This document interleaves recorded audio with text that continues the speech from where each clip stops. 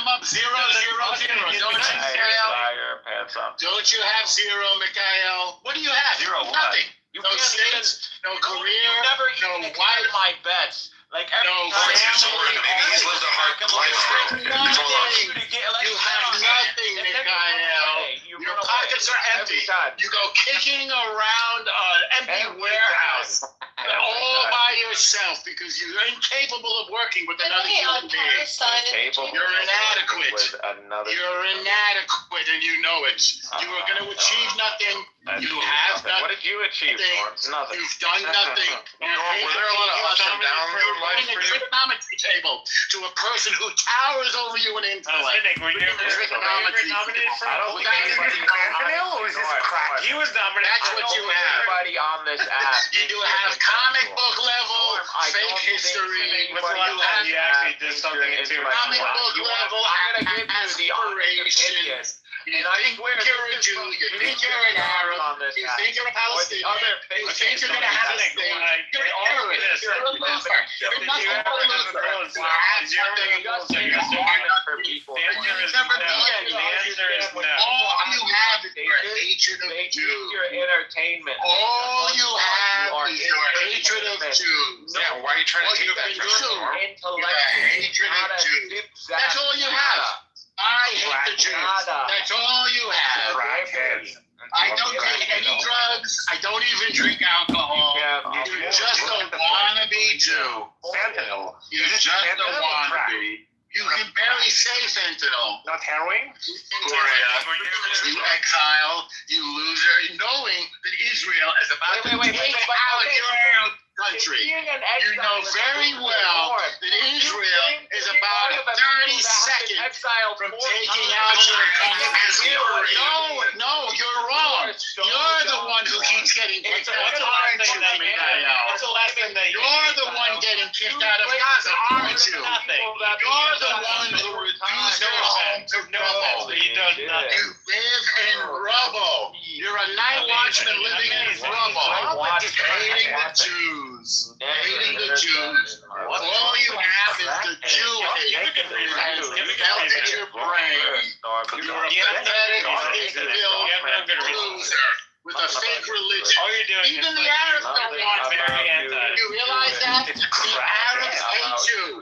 The other Muslims hate you. They don't think you're a real Muslim. You're a fake Muslim. You're a wannabe Muslim. You're an inadequate night watchman who thinks he wants to be a Muslim. You'll never be a Muslim. You're a nothing. I'll go to synagogue and you will go to a pile of rubble. You're a night watchman and a pile of rubble. You're going to break those boxes. Watch your language. Oh, you You're a pathetic night watchman. How many women want to go out with a night watchman? I want to see all the women who want to date a night watchman. What is a night watchman? All the women who want to date a night watchman. Let's see them. Let's go. How many women would ever want to associate with a loser? A loser. Night watchman. How many? One person would ever. Is this what you wanted to be when you grew up? Norm, PCR, you see, if you try to take that from him, this is the meme. You're a wannabe Muslim. Well, What's he know? What is he know? janitor. It's like a janitor. Diego, with all due respect, Sinek is wrong. No, what is a Sinek is wrong. Janitor. It's like is being very abrasive and in the wrong way. Take off the building.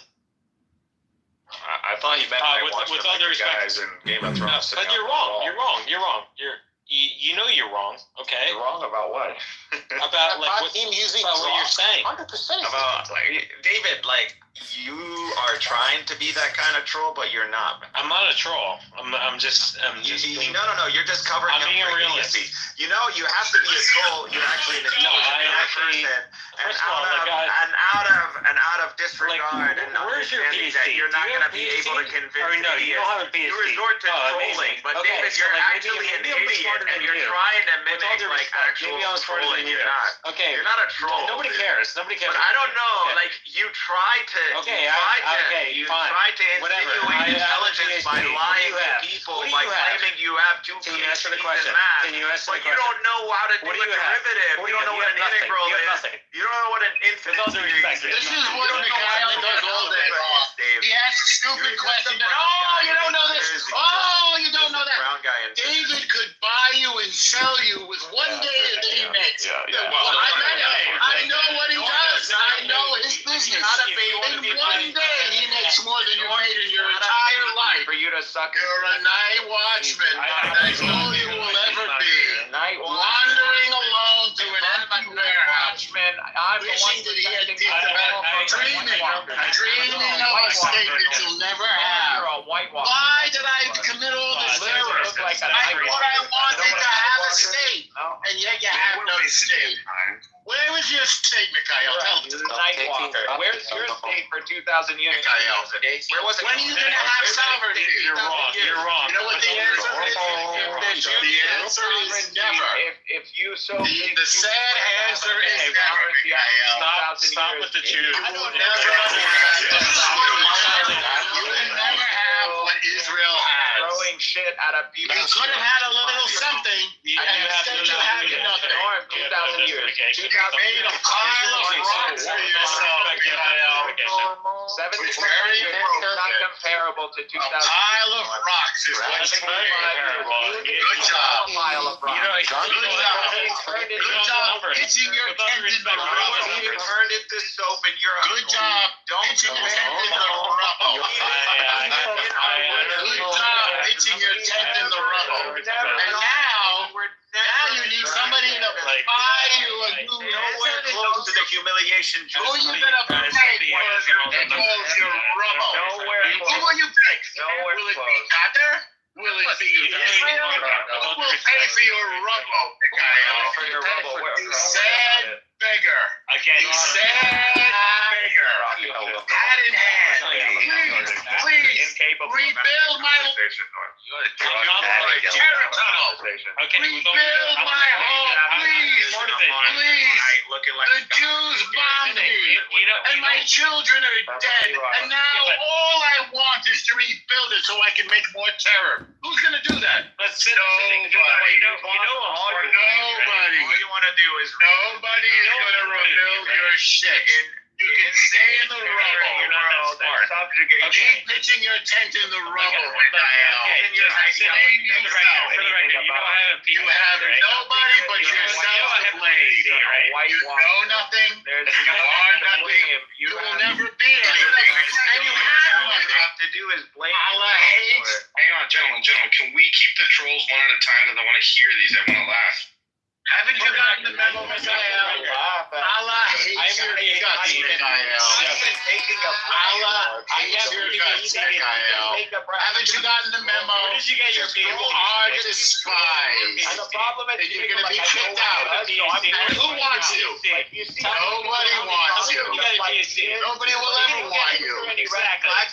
Nobody will ever want you, Mikhail. That's the truth. You're going to go wander the warehouse. The night watchman that nobody wants. Without taking a The night watchman that nobody wants. What's an integrated? What's a cosine?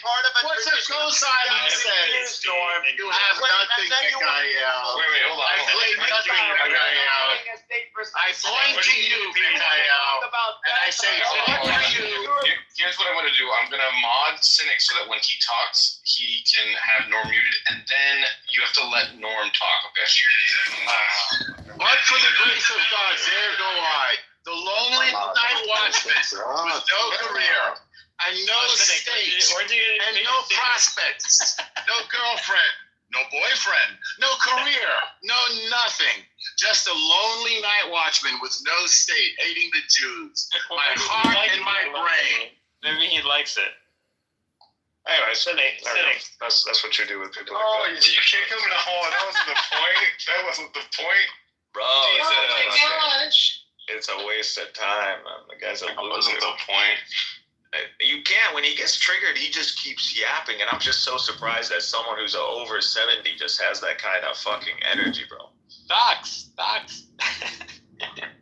Like, he's gonna stroke, I promise. There's gonna be a day where just on this Well, app, be he's gonna nice. stroke Be and die. nice. Okay, be nice. You know, Dude, don't make my tacos. What the fuck are you doing? It's all 5:30. I'm about to break my fast in like 30 minutes. You better have some tacos ready for me.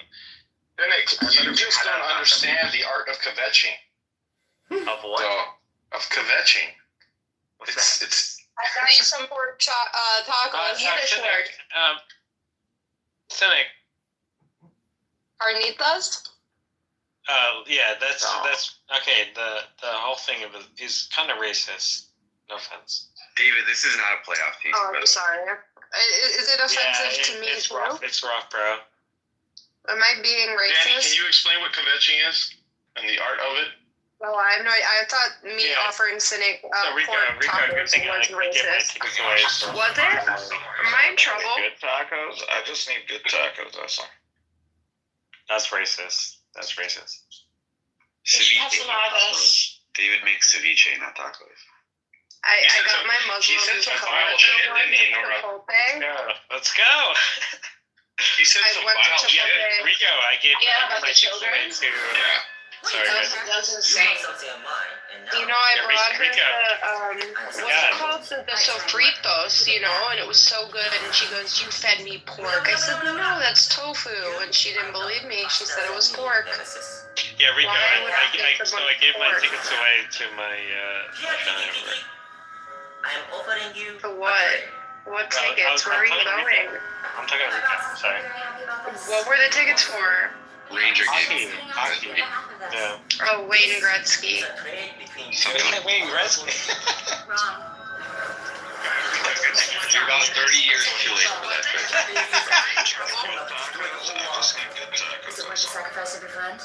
That's racist. That's racist. I thought that was the last time they were relevant. I'm sorry. Cynic, okay. Okay, I like you, but I think you're wrong a lot of things. No, seriously, come on. Oh, you just said you don't like him. No, I do like him, but I think he's wrong, but I think it's just, like, I don't know. So what is mathematical theory? That's how you deal with numbers. I wanna be able to get all the videos. Like if I do 2 + 2 = 4, is that mathematical theory? No, that's The motherboard that's is just corrupt? numbers. If I assign a particular thing in reality a number 2, is that mathematical theory? The mathematical theory Is it a laptop? Yeah. Okay, can I see it? And then the hard drive might be corrupt. It's just The hard drive the might be idea. corrupt. Yeah. If the hard drive is corrupt, I'm not sure what I can recover. What does that mean? Anybody want to tell him he's hot mic? They said it's corrupt? That's I what said it they. might be. It might You're there just listening to the beeps. I want to listen to Best Buy, guys. Okay. I'll check it out. is currently going viral on TikTok. Let me just get your This has left everyone speechless. A few days ago, No offense, He says I'll check it out, but if there was a Jew right now, Yeah, it sounds like no offense to Cynic, but it sounds like I was fucking Yeah, you him. can leave that. It sounds like I'm I'm part of just him. gonna pull out your hard drive and then see if I can recover data. I mean, Well, the I laptop deal in is IT, toast, and, right? like, this is how they found the Motherboard laptop is in gone. hell, by the way. Yeah, I can do. Pulling It doesn't up turn the on. hard drive is like, What's his name? Wait, who has Biden's laptop right now? I deal in IT, so like, Yeah, it might be a little. no offense to Cynic, but I think I know more than you. 2032. Okay. Oh. Palestinians should be Don't involved tell the in picture. computer No, repair. I know way more than him. Like, I'm an IT director. I know what's going on. Yeah. Write down my number. Yeah, just a number I can contact you. Text you. All Palestinians should be involved in computer repair. Okay, I don't know what that means. What does that mean? In major cities. You'll be the next one, and I start working on Wait, is that a person's threat? computer, Is that a threat? It'll be, but tomorrow I'll hit you up. Thank you. All right, take care.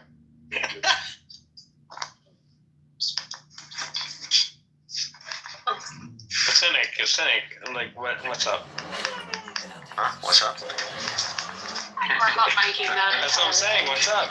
Cynic. I'm miking on purpose, so this guy doesn't think like, oh. Yeah, but you're wrong. You're wrong. This I was listening Watchmen and you're wrong. bullshit. As somebody who deals with like. When I say I'm at work, I'm at work. Okay, well, I don't know what you're doing at work, but like I deal. Something that's very much smarter than you. This is what's cool about what I do. Yeah. I can be here and Actually, I can it's not actually that have cool. fun at work. I can. Okay, what I'm doing is a lot smarter. I don't work for a clown. I don't work for respect. somebody. I work for myself. Okay, With all due respect, you don't know. You don't know how it feels to be where I am. Okay, well, no offense, but I'm. People like you, they load my What does that mean? People like inventory. me. People like me. Like you load people my like me. inventory. People that Hey, actually. Cynic, you know how People like you load my inventory and Like a very smart person. Is that what you're saying? Like people like me? Yeah. People like you, yeah. Yeah, People like very you give smart me free person. cocaine and Yeah, load my absolutely. inventory. Yeah. Maybe you don't know. I've never heard like David be I deal in very smart. Well, actually, I don't think you're even the Latino, the Hispanics I work with, they're much better off than you. That's racist. I don't answer that.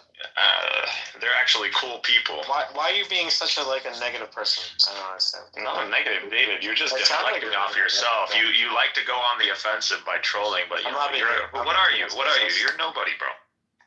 How dare you? You're nobody. I'll have you know. How dare you? I have two PhDs.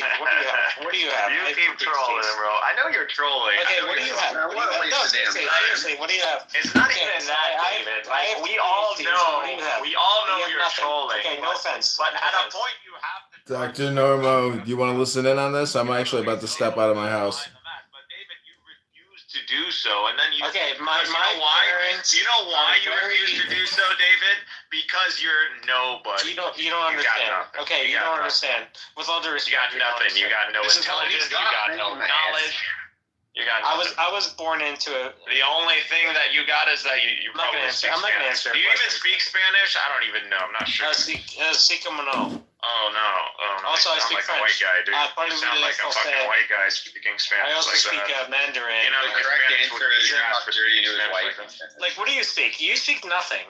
I speak French. I speak English, I speak Spanish. I speak Arabic, English. I speak Mandarin. Spanish, What do you speak? You speak nothing. I can read Hebrew. Yeah, I can. Okay, fine. Oh. Congratulations, you can speak Hebrew.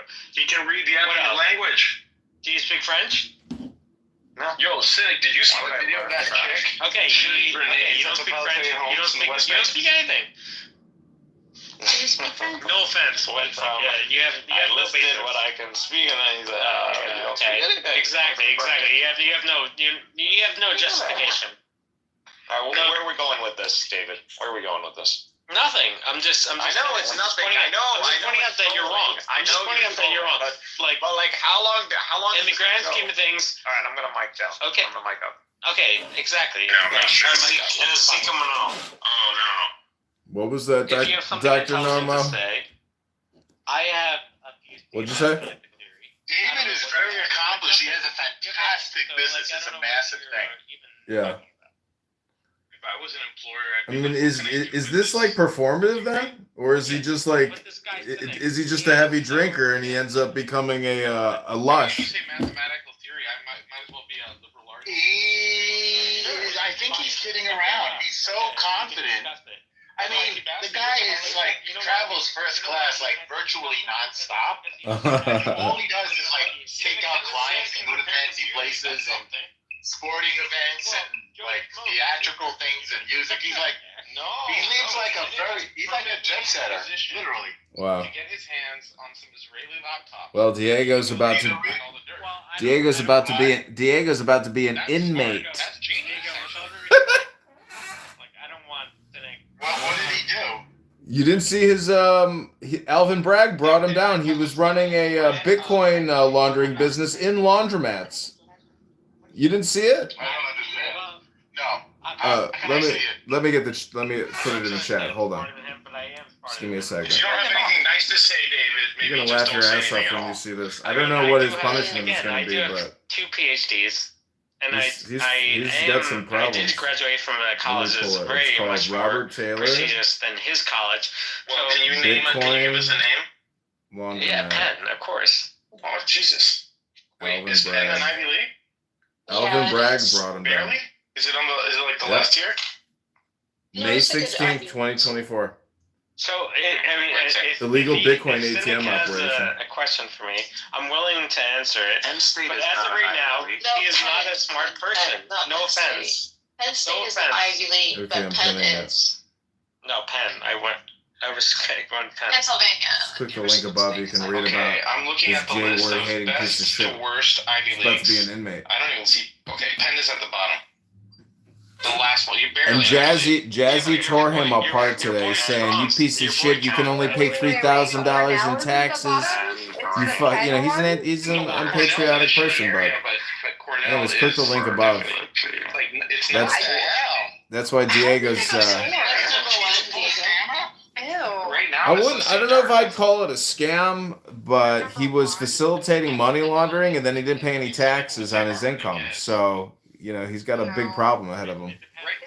But that is Alvin. That's Bragg. Bragg fucking did this to him, which is amazing. Why is it amazing? I mean, because Bragg tried to bring down Trump, but all he did was brought down Diego. What's Diego's real name? Robert Taylor. But I bet you that's a fake name. I bet you that's like he did a name change on himself. Is everybody on this freaking app a criminal? What the hell is going on? Look it up. Yeah, well, it's just ironic how I think people use this app as like a talk therapy, and he's under a lot of stress, and so for him everything is J-word. But he projects things to Nora which are very unhealthy, about how her phone is tapped. Like he like is it's psychotic what he says to her, and it's this is like an observation in psychology to a certain extent. No, I'm saying it's good. He went to a jury trial. You know how expensive that is? Yeah, I know. I It's know. unbelievably expensive. I know. I'm sure this guy paid millions for his defense. I kid you not. He's probably bankrupt. He's broke, I bet. I bet you he's, David says he's got this amazing condo in Manhattan, and, Diego has all this money, but it's like, oh, well, anyways, his ass is probably, I don't know if he's going to go to jail. That's the thing. Who really knows? The article is like, it doesn't really state anything about sentencing, so it's like, who knows? Sentencing comes later. How do you know this is him? Apparently Jazzy ratted him out. How did Jazzy find that out? Because I guess maybe they texted, and she knew his name, and she looked it up. Abby Eba here will know. Abby will know. Abby's our investigative journalist on the story. Welcome, Abby Eba. Hi. Why do girls like criminals? What is going on here? I don't like him, but so Oscar knew his name, and Oscar did the investigation. So he came up, he found this article, and how we knew it was him is because we know that he has a penthouse in Manhattan, because David kind of confirmed that while he was being drunk. So yeah, this is how we knew this article is related to him. Also, given that he has Bitcoin and stuff, and he's operating in these cities that is mentioned in the link. Say again the last. What's it mentioned in the link? The cities. New cities? York. He's like, no, it's 3 states. He's operating out of Jersey, New York, and Florida. Yeah. What is the scam? He has a Bitcoin ATM and a laundromat? Yeah, BTC. Yeah. Yeah, he will sell you What does Bitcoin. that even mean? He will sell you Bitcoin for cash. So it's like an ATM where you put cash in, it'll give you Bitcoin. So the crime is tax evasion. Also, I think it's like facilitating money laundering and fraud on behalf of criminal organizations that were using these laundromat ATMs to essentially do money laundering for ill-gotten gains. Well, he must be connected to organized crime. Yeah, most likely. But he probably didn't know who his clients were, And apparently he advertised his ATMs as saying, "We do not photograph you." Like that was his, marketing tagline. It's like, "We don't photograph you." He's just a full-on internet criminal. Well, I mean, it depends, how you want to look at it. Like if you are a libertarian or something, or you don't agree with the unsound currency of the country, but nonetheless, you got to pay your taxes. And so he's fucked, And like you said, he probably spent a fortune defending himself because of his ego. But who knows? Like whatever the situation is, I just find it ironic that he's on here, leading these rooms like he is the moderator. But it's like, to what end? What are you really benefiting from this? I mean, he claims he has a large library at home, but I've never heard him read a book once.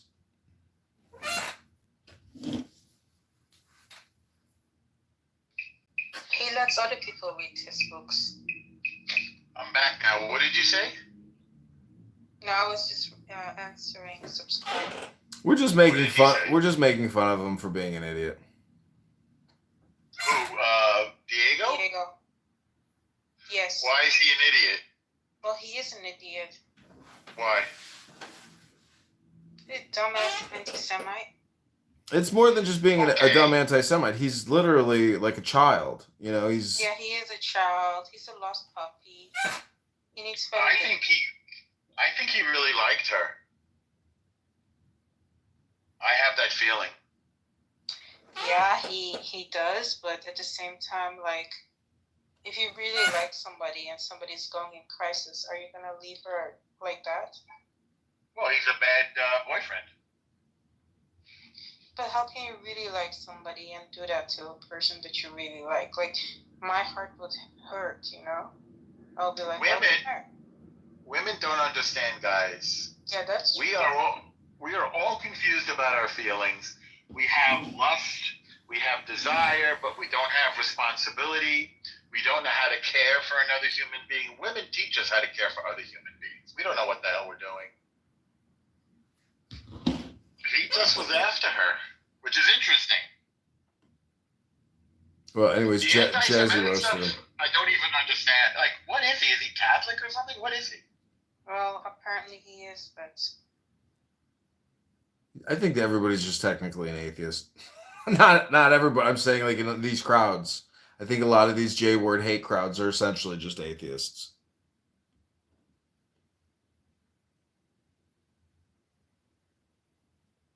But people make fun of him a lot. He had $250,000 in cash in his apartment? Yeah. What the hell is he doing hanging out on Clubhouse? Because, I mean, it's the dopamine. I don't know if you know this, but I was in San Diego in La Jolla with my mom and my sister, and I'm walking out of the gas station, and I hear somebody say, "Edmund!" And I look over, and I'm like, "Diego!" He was there with his wife and 2 kids in an old jalopy vehicle. Just randomly calls out my name. I'm like, wow, Clown House. I can get off the app, but the app still finds me. And it was, his wife didn't even look at me. She just looked straight ahead the whole time like a robot. The kids were well disciplined. Was she serious with him? His wife? Yeah. Was she serious with him? She didn't even say anything. No, I said she's furious with him, I said. Who knows his condition situation? Who knows? He doesn't really talk about it, I mean, you could ask him. 5.6 million tax-free in a year. $1 million in fees. Jeez Louise. It's big So business. it was agreed. He should have declared more income, and this wouldn't have happened. Yeah, he's technically doing a small money laundering operation, probably for like some Mexican cartel. Why Mexican? Because, I mean, I think most of that money is probably narcotics, right? Okay, senior rackets investigators. Ryan Conway and Frank Toro. Jeez Louise, this guy is an actual criminal. Look at all the people they had working on this case. There's like a cast of 20 people.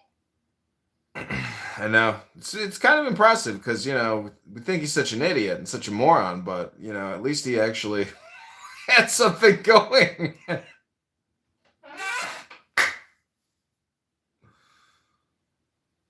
Unlicensed money transmission business. So, do you think he's Mexican? I don't know. In Illinois, Pritzker just announced legislation to regulate all these unregulated ATMs. There's 500,000 ATMs in Illinois or something that now have to obey these new regulations because they're acting outside of the banking network. You understand that nobody's really using ATMs anymore because everybody just flashes their phone at the what do you call it? The swiper thing at the terminal. And that's it. You don't need to get cash for anything anymore. No, this is all stuff. Even myself, I am subjected to a garnishment. So there's a lot of people out there that are essentially debanked and they're using ATMs as like their form of banking because they use Cash App and there's this other thing called Chime. It's not connected per se. But if they want to get your money, they'll get your money. But I'm just saying that what he was doing was not like your typical ATM. He was specifically setting up, in these laundromats. It's this is why I think he lets me film him because he thinks it's like there's going to be a movie about him or something. Oh, I think there will be. This is all so confusing. Where does the anti-Semitism fit in?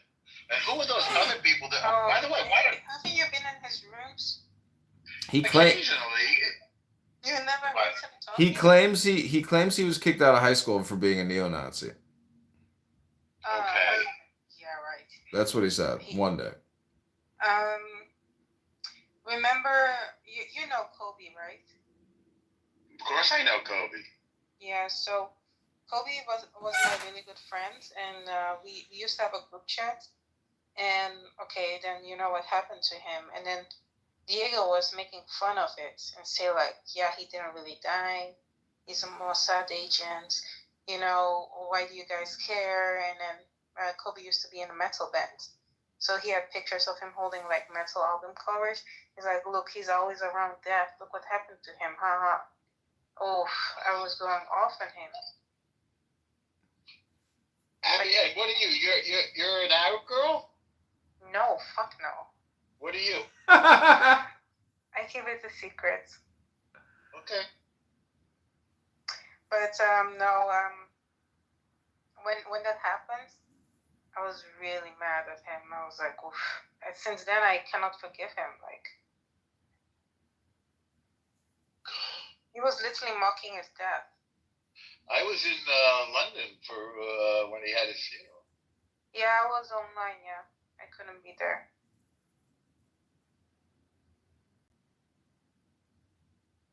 But great if you could attend.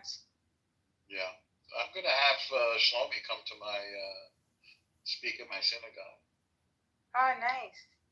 Yeah. But this whole thing is very confusing. So why? First of all, why did they get kicked out? By the way, was this screaming my head off? No, it was he modded Cynic, so Cynic just couldn't take it and he kicked you. He rage quit you. Oh, why did he mod? Oh, Cynic always asks to be modded. No, he said, I'm going to mod you, but you have to, mute him when it's your turn to speak. I don't know. It doesn't make a difference. Yeah, Cynic is very threatened by me for some reason.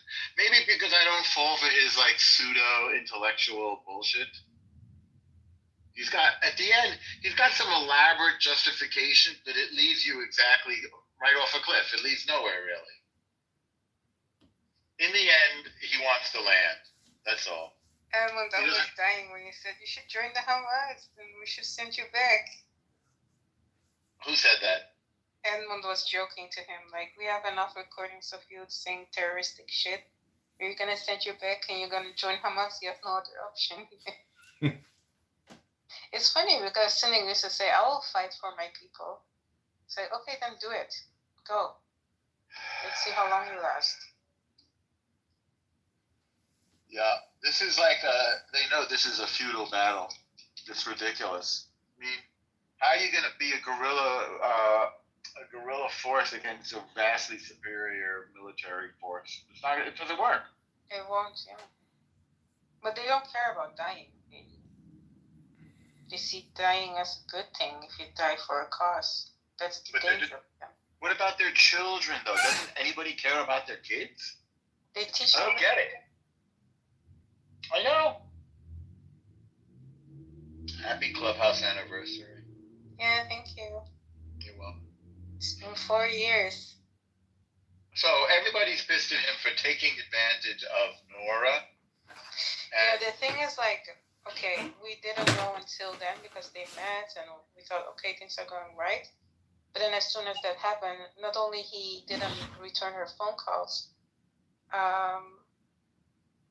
he also, like, made fun of her a little bit here on the app, saying, like, I didn't know she was that crazy, even though everyone warned him that she's crazy. And she's definitely lashed out publicly, saying all kinds of weird shit. And the police have arrested her while being on Clubhouse. Like, not really arrest, sorry, more like spoken to her, like, I was there when it happened live.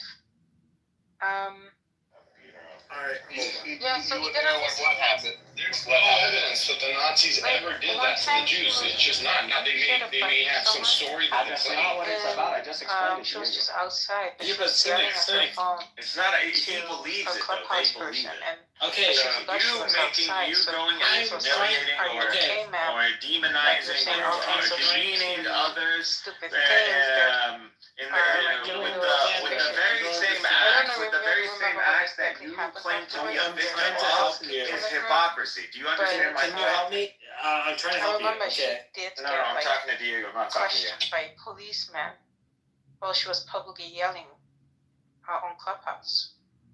Right. She melted down. Yeah.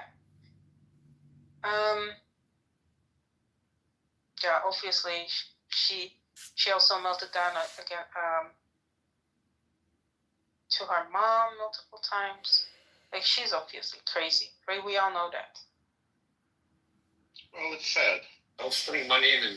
I mean, I won't even Yeah, say I'm that. not blaming her. Like, I don't blame her for that. Like, me and her are not, like, on good terms. We never been. But I'm being nice to her because, like, now I see she's actually mental health issues. I agree.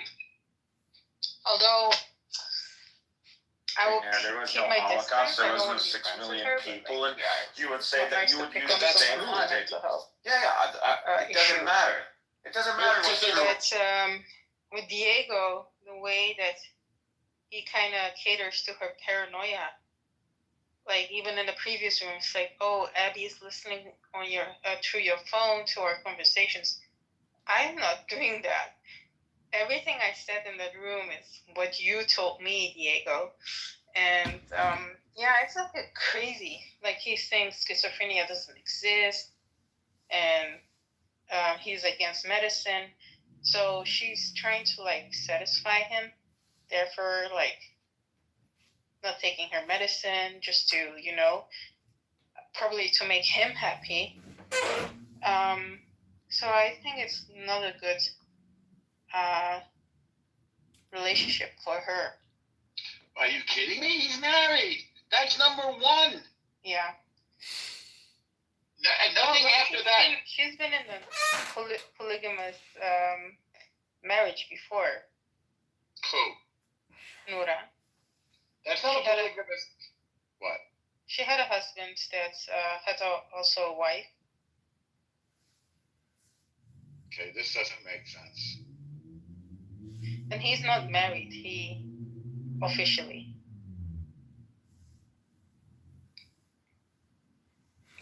But in the end, I think what the latter is more concerning. The movie's not over. You know, I'm gonna live stream the room back into this room in a second, but the point is, like, I could really give two shits about this anymore. You know, it's like I would rather listen to an audiobook than ever listen to, you know, basically this app is, you know, total fucking bunch of pieces of shit. But anyways, let's wrap it up, and I give you without delay Ultra Derecha. Don't give me this bullshit.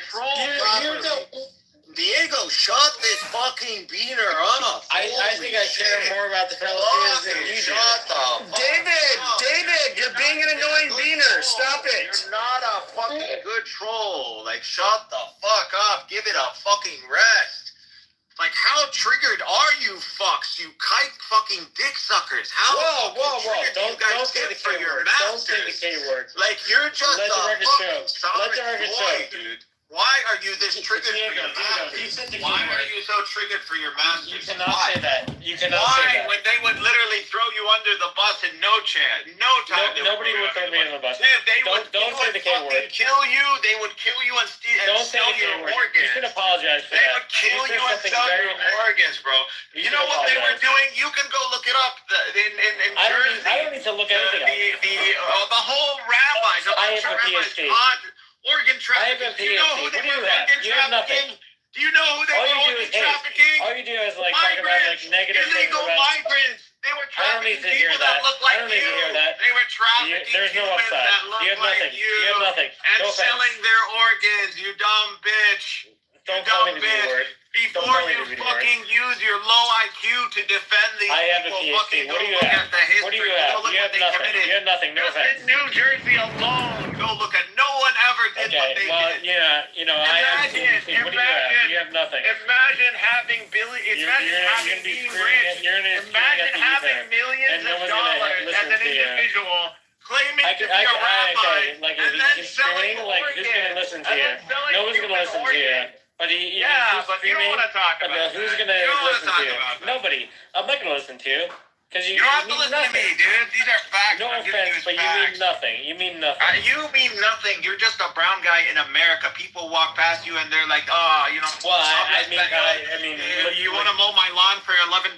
Like that's what racist. people That's think of racist. you. Let the record show. Let the record show. This guy's racist. No, it's okay, David. I do actually mow lawns for a living, so it's fine. I don't really take it offended. It's But not I'm not offense. offended. He's racist. It's true. I mean, we do mow a mean lawn, dude. Cynic, you should apologize.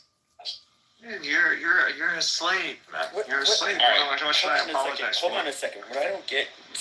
I'll be back in He a said minute, people but are shut the like. fuck up, David. Shut your filthy beaner mouth for a second.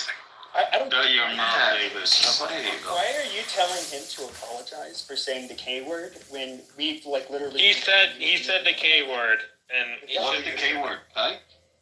Yeah. I keep. Shut the hell up.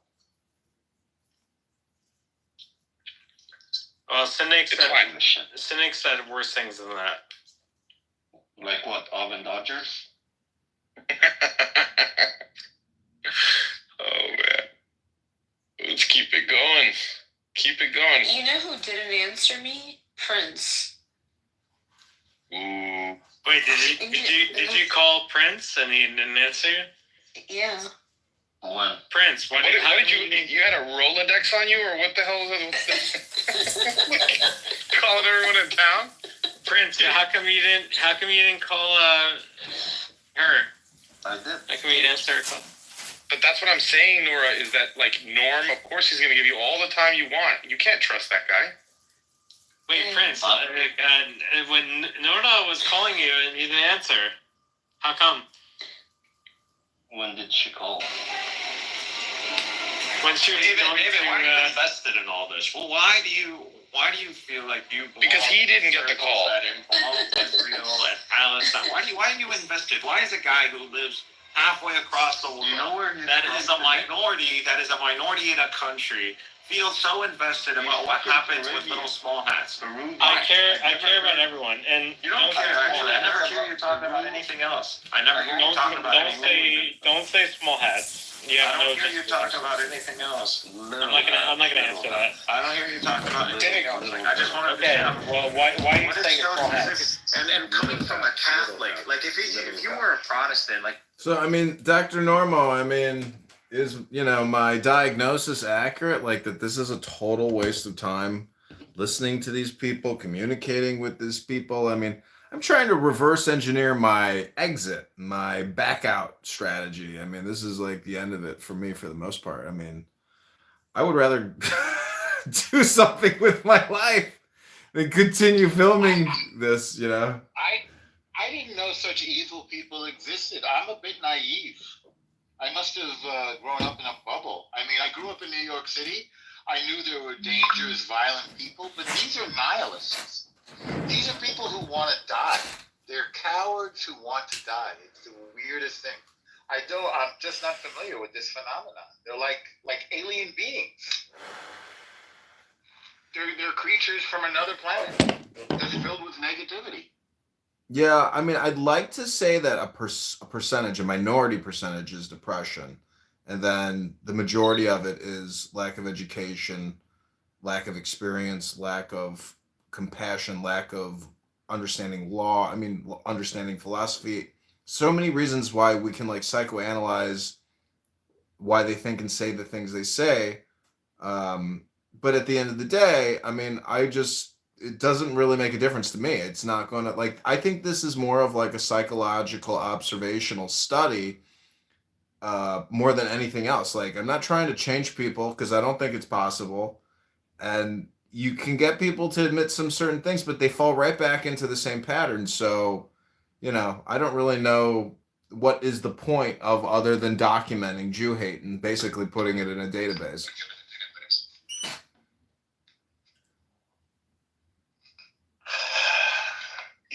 Senate could lose his veterans benefits. Like, what is he doing?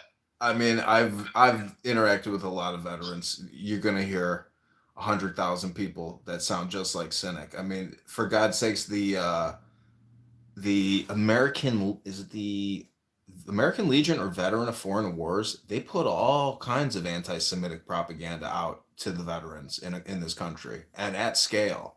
I mean, I think I'd have to pull it for you, but there's a website and a magazine that says a lot of crazy things about Jews. But nonetheless, I mean, anyways, I kind of like Do you think he saw active duty? Cynic? Yeah. I don't know. You'd have to ask him. I don't think he, went into a combat zone. I mean, a lot of people just go on boats and they come back and that's the end of their tour, I mean, who knows? I mean, but you think he was a sailor? No. I don't know. I think he said he was in the Navy once. I could be mistaken. Could be Air Force. Who knows? Who cares? I mean, I know people are here a lot because they're lonely. But also it's the dopamine. But yeah, I mean, that's the thing. It's like I've listened to these people for so long now that it's difficult to say, why am I listening to this? It's like this is very juvenile. So I mean, I think it's funny. Like I created some videos of you yelling at Soren, in that room, with an image overlay, and YouTube actually took one of them down. I don't know if it's because you said what you said or what somebody else said, but like even the algorithm. What did I say? I appealed the takedown. Do you want to hear it? I don't even think it's bad. I don't even, the algorithm is so sensitive. Let me see if I got it.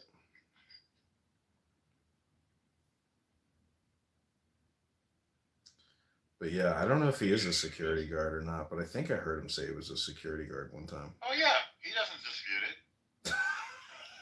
But he took somebody just came in with a laptop and he said, I'll get to it for you tomorrow, ma'am. I'll call you back as soon as I'm finished with it. He's like repairing laptops or something. Anyways, He's like a sort of a lonely guy who's read a couple books, like while he was waiting for the next customer to come in, and just developed this crazy theory about I don't know what Jews and whatever.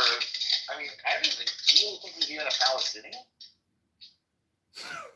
I think a lot of people, because they've been so brainwashed with social media, I think a lot of people think they're Palestinians or something. I'm not kidding. There's a whole there's millions of people. I mean, I have this friend Marcin, this Polish guy. I could call him right now. I mean, he has been radicalized and polarized by this whole thing. He's Polish and Hungarian or Bulgarian. He's got no tie to, no interest whatsoever, but he is big into Free Pally stuff. And it's kind of shameful. It's like, how does your family feel about that? Like I think he's autistic. So maybe I'm being kind of mean, but anyways, you are your media, you know, like, I don't know. Some people are just order followers, and they can't. I gave him this really good book. He never read it. I gave him. Have you ever heard of the book Shuangzi? It's like the Tao Te Ching, but it's written by this other Chinese philosopher called Shuangzi. It's a very good book. It's called The Way of Shuangzi. It's like I don't know what that. It's just an incredible book. You give people a book, nobody reads it. Hermes, welcome to Mimi, the podcast. We are wrapping up. Hola amigos, ¿cómo están? El Normo, ¿cómo estás, Savi? Siguiendo la lucha. That's español. Wow. Claro que sí, compa.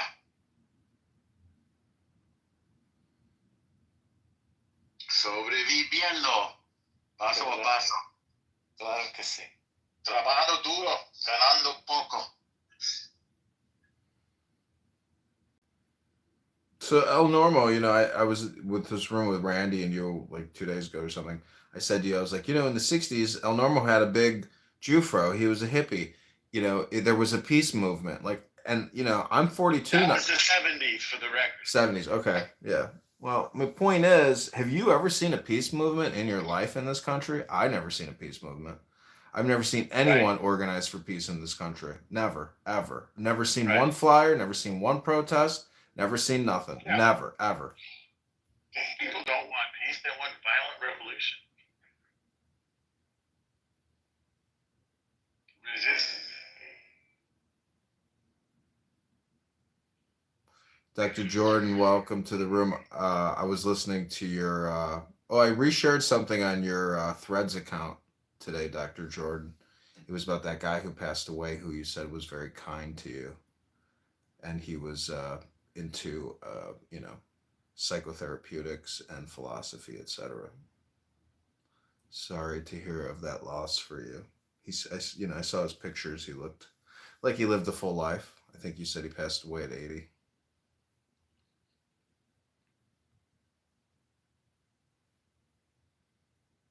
Yeah, 87 actually.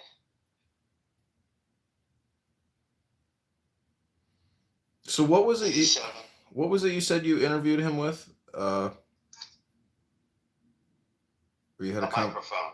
No, I mean, what was the point of the conversation that Well, at the point, I had an active website community under the domain name enlightenment.com, and how I built my listenership was interviewing the people who I most wanted to interview. So I had met Charlie at a psychedelics conference, and he said yes.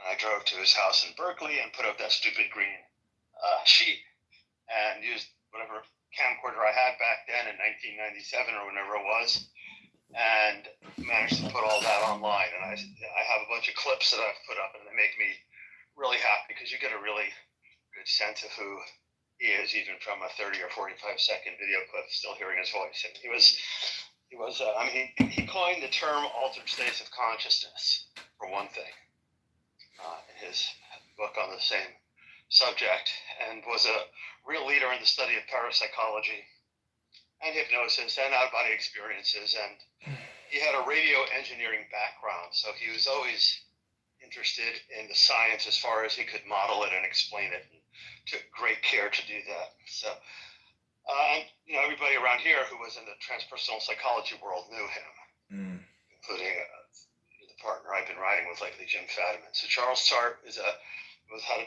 giant intellect. He put out something like 450 books and papers, and he was into Aikido. He got his black belt in Aikido. He said at one point that after 3 weeks, he could describe the relationship between Aikido and philosophy and Eastern Western religion better than his teacher could, but he couldn't do anything. That took him 10 years to learn Aikido. So I had a lot of respect for him and really enjoyed knowing him even a little bit. So I bought a couple books on transpersonal psychology. I haven't really read them yet, but how is transpersonal psychology valuable for therapeutics, or for therapy? How can people use that philosophy? Well, it sort of was a movement. There were different forces in psychology. The first force being like Freudian, and the second being behaviorist, and then there was a humanist, and this was sort of a fourth force that was even more way out there than humanism. So, as per its name, what really distinguished transpersonal psychology was that there is believed to be a transpersonal element to the human being. Think of Carl Jung's collective unconscious, but that there are ways that we can tune into and work with each other on energetic and spiritual principles. So transpersonal psychology practically and functionally embraced all of Eastern psychology and spirituality and tried to bring it into accord with what we know about Western developmental theory, which is really Ken Wilber's project also. And originally Ken was in the very center of transpersonal psychology, and then he decided to basically say it wasn't a real thing, and he left and he formed integral psychology and the integral movement. But they're all kind of related. Yeah, very interesting. How's your book promotion and sales, and how are you expanding? It wasn't so first of all, I'm having a great time. We've had 2 bookstore events that were sold out, and I love standing in front of a room and talking or sitting and then signing books at a table and saying nice things and blessing people. It's actually a lot of fun. And I also believe we've written a great book, so that's a lot of fun. We have had some setbacks. The British publisher pulled the whole thing for legal reasons. They chickened out, even though they're a major British publisher, and they raised their hand in the first place to publish the book, so go figure. And our publisher tells us that we're doing great, although I was hoping for a bigger initial success out of the gate.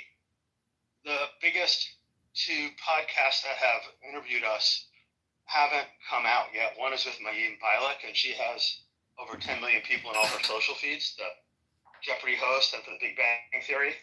That was a great interview. And then we've got one coming up with Danica Patrick, the race car driver, who is not only Please don't scroll. I'm just trying to be. That was very fun as well. We also have an interview coming out on NPR, and we're going to be working things so that we can get NPR stations around the country maybe to do a segment from that show. So, it's a lot of work, the publicity phase. I've done something like 15 or 20 podcasts and a Reddit AMA and bookstores, and, we'll just see where it goes.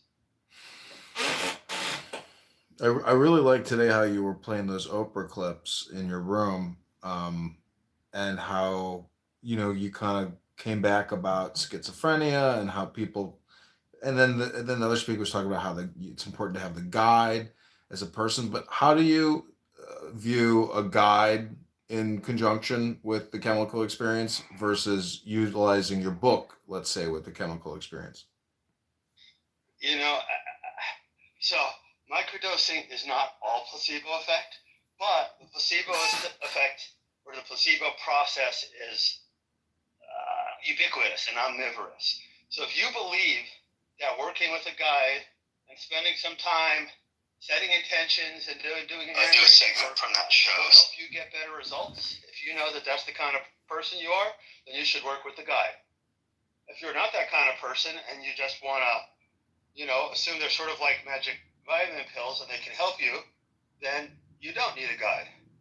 It's kind of that simple. The brilliance of the microdose versus the macrodose is that it's much safer. It's almost 100% safe. The worst thing that can happen to a few people is they might get nauseous or can't sleep, and we don't really have any cases ever of anybody freaking out from an actual microdose level. So if you like guides and therapists, or just a good friend to sit with you the first time, that's a great idea if that's something you think you'd like, and that will make you focus on it and put more intention and energy. But if you just want to grow your own mushrooms at home and see if they'll work for your treatment-resistant depression after everything else you've tried has failed, you don't really even need a guide, because it's one of the distinctions we keep making is that macro doses, regular trips, and heroic doses are really a kind of overdose.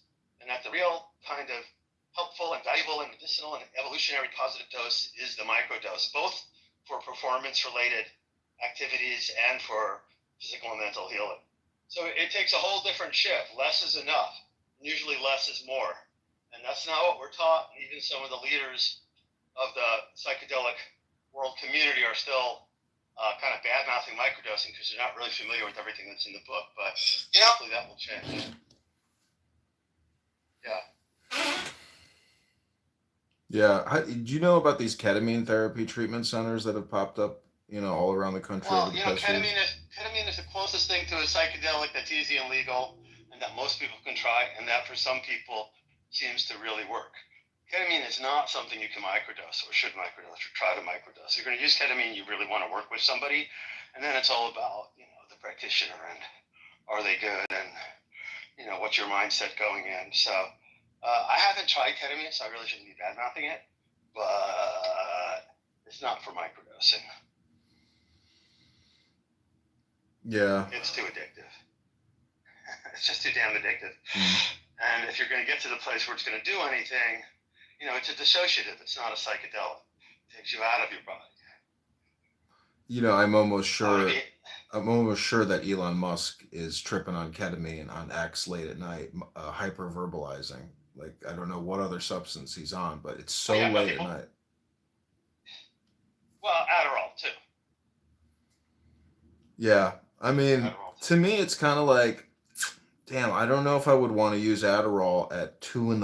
and start hyperverbalizing on social audio about philosophy. Because if you look at his X account, he's deep into mysticism. And it's funny because he's using memes to discuss mysticism. Oh, this is what I wanted to ask you. So this girl, Abby, in here, this cute little kitty cat on stage, her and I have observed a lot of J-word hate, a lot of anti-Semitism on this app. And I'm just wondering, if microdosing can help an anti-Semite get past their bigotry and racism by having a psychedelic experience and being one with the universe, and then knowing that what they have is J-word Tourette's, basically. Well, it's that sort of depends whether or not that's actually their intention. Because if somebody were microdosing or macrodosing and, were hanging out with their friends who are reinforcing the hatred, then they're just going to, neurons that fire together, wire together, neuroplasticity, populations of neurons learning to talk to each other in different ways. You can either let go of stuff or you can reinforce stuff. So if they're reinforcing it, it might make it worse. I would be hopeful that if people were microdosing, Paul Stamets likes to say that psychedelics makes people nicer. So does that mean learning that, the part of you that is the prejudiced part is just one part of who you are? We know that psychedelics turn down or tune down the default mode network. Or another way of looking at it is they allow more entropy to be introduced into your cell system. So you might have enough energy to pop out into a more loving part of who you are and see that, you don't really want to be that other kind of hateful person. I spoke to a woman yesterday in Limicon, is a convention going on right now online. I spoke to her, and I gave my whole big talk, only 5 people came, but that's fine with me. I gave the talk, and she told me that before she had done psilocybin, she had terrible road rage. And after it's been completely cured forever, she has no road rage left. I thought that was really interesting. She had both macrodose and microdose for a while. And, we're hearing some other amazing things. We had a guy write into the website who has had 40 operations, major surgery, since he was 4 years old. He has a list of them. And he has spinal images to sort of show how messed up he was. And he's been in terrible pain almost his whole adult life. And then he tried microdosing with both psilocybin and LSD at the same time on a daily basis. Very small amounts, so it's still a microdose, but both of them, and his pain is gone. That's not one of our protocols. We've never heard about that before, but we are seeing more and more stuff about pain, chronic pain being, ameliorated by microdosing. I know I've talked to you about Timothy, you knew Timothy Leary and that. Oh, I didn't really know him. I got high with him 3 times. Jim knew him. He didn't know who I was. But I met him 3 times. I got high with him 3 times, but that's all it went.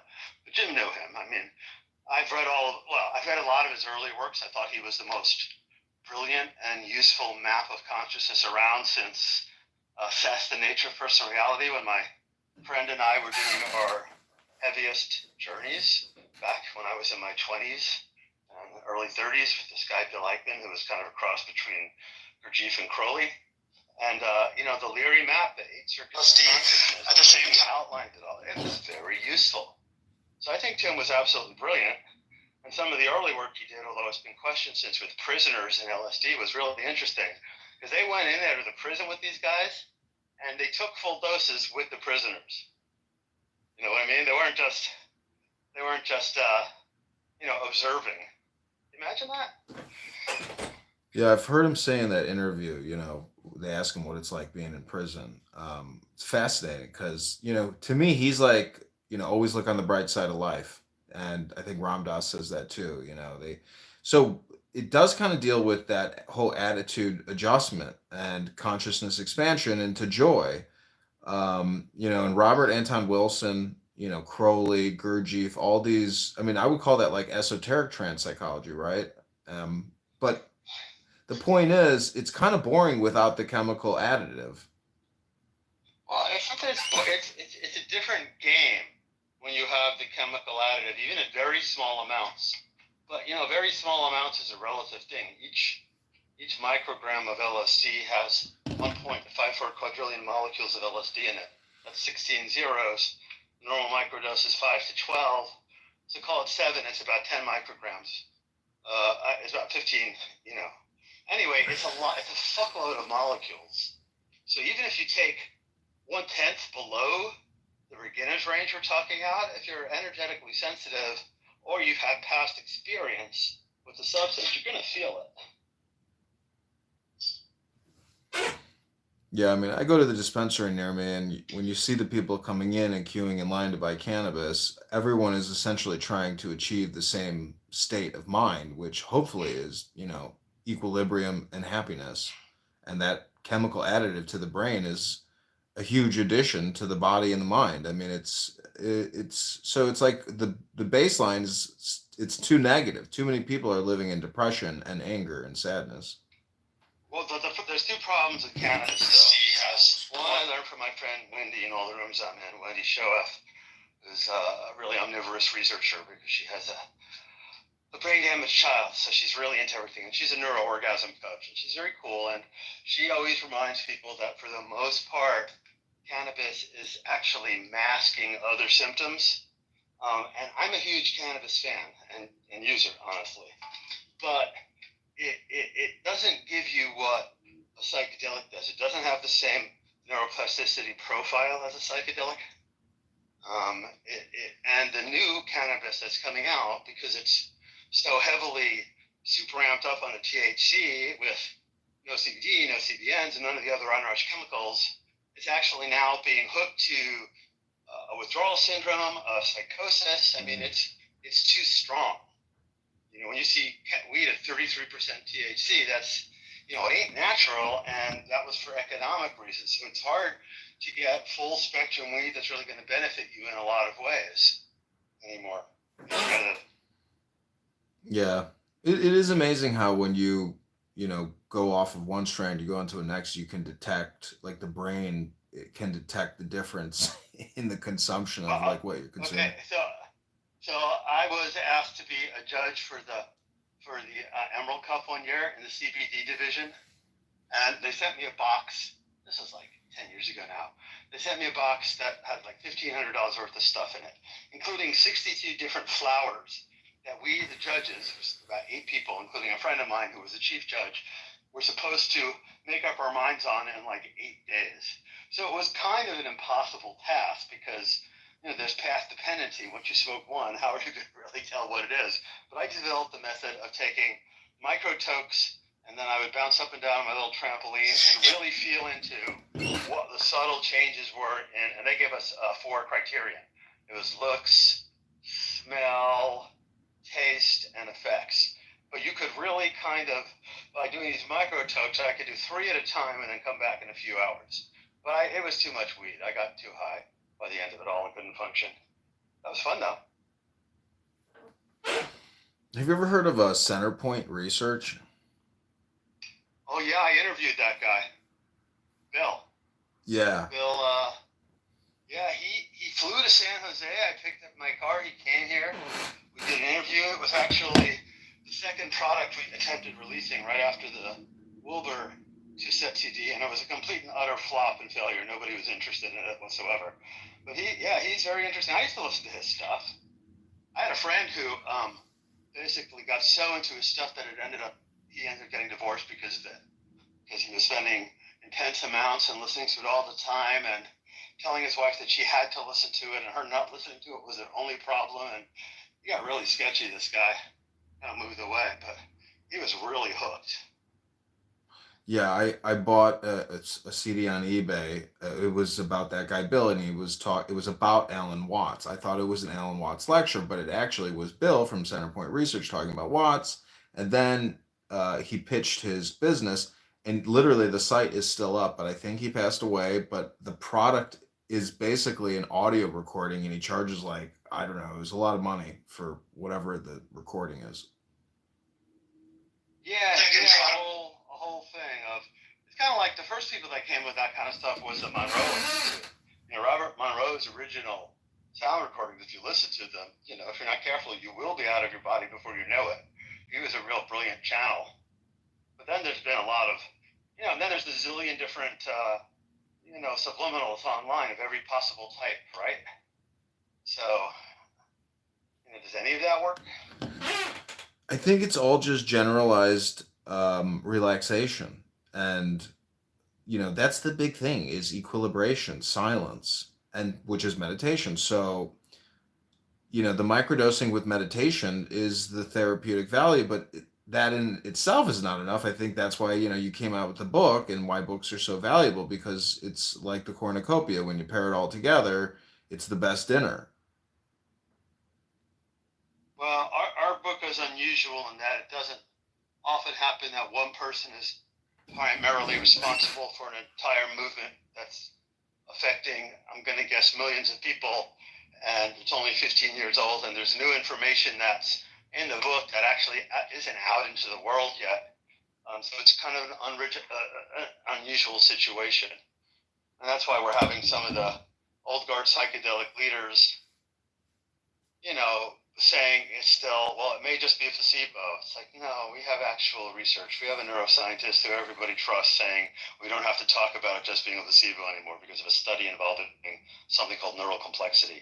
And we have a zillion anecdotal reports or participatory citizen science or real-world evidence reports.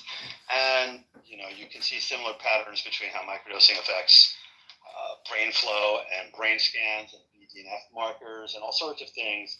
How it's similar to macrodosing, but at a lower amplitude. So the idea that it's just a placebo when you're, talking 10 quadrillion molecules on a microdose of LSD makes no sense anymore. But people still bring it up, and they keep seeming to think that the only way to move towards a model of real healing is big doses with a therapist. We're going, yeah, for some people that's absolutely the right way, but there's a lot of people who don't need that. That's like way more expensive and risky.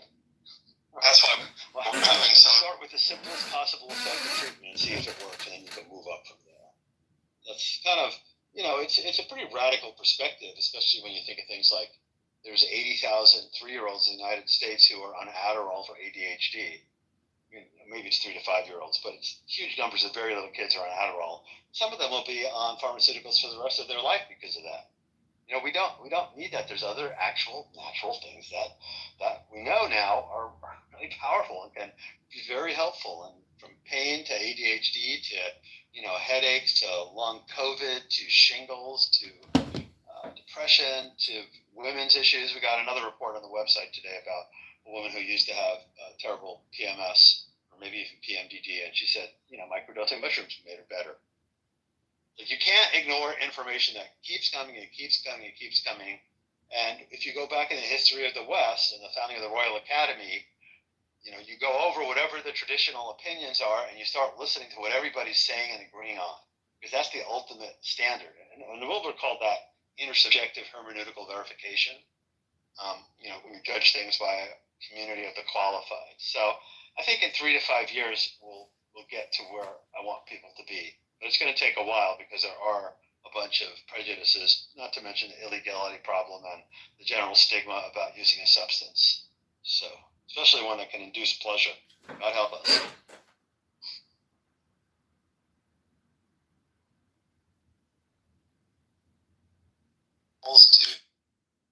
I have this little booklet on the Golden Dawn Tarot, and it says the study of this book may appear complex and frustrating, but it's very rewarding because to learn about the tarot is to learn a useful new language.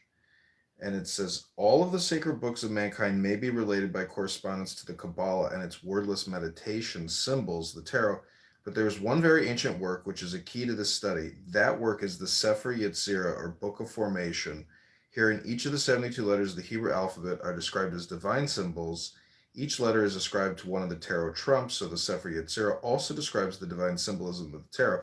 I'm just like, Crowley and Anton Wilson and Paul Foster Case, or Dr. Israel Regardier, like, to me, that system of Western occult magic and cannabis or maybe psychedelics, I haven't really done much experimentation with psychedelics personally. I've done shrooms, and I think I did LSD once, but I would say it was bullshit. It was just like a little tab of nothing.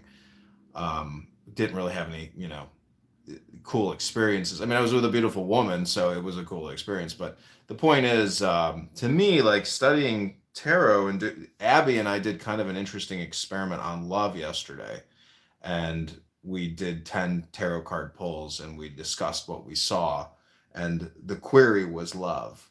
So to me, it's like that is like a therapeutic experience, using cannabis and coffee and maybe beer and orange juice, like what I was on during experience. So like I have technically been running experiments on this app for quite a while, utilizing cannabis, and utilizing books like this. But to me, the whole outcome is relaxation and peace.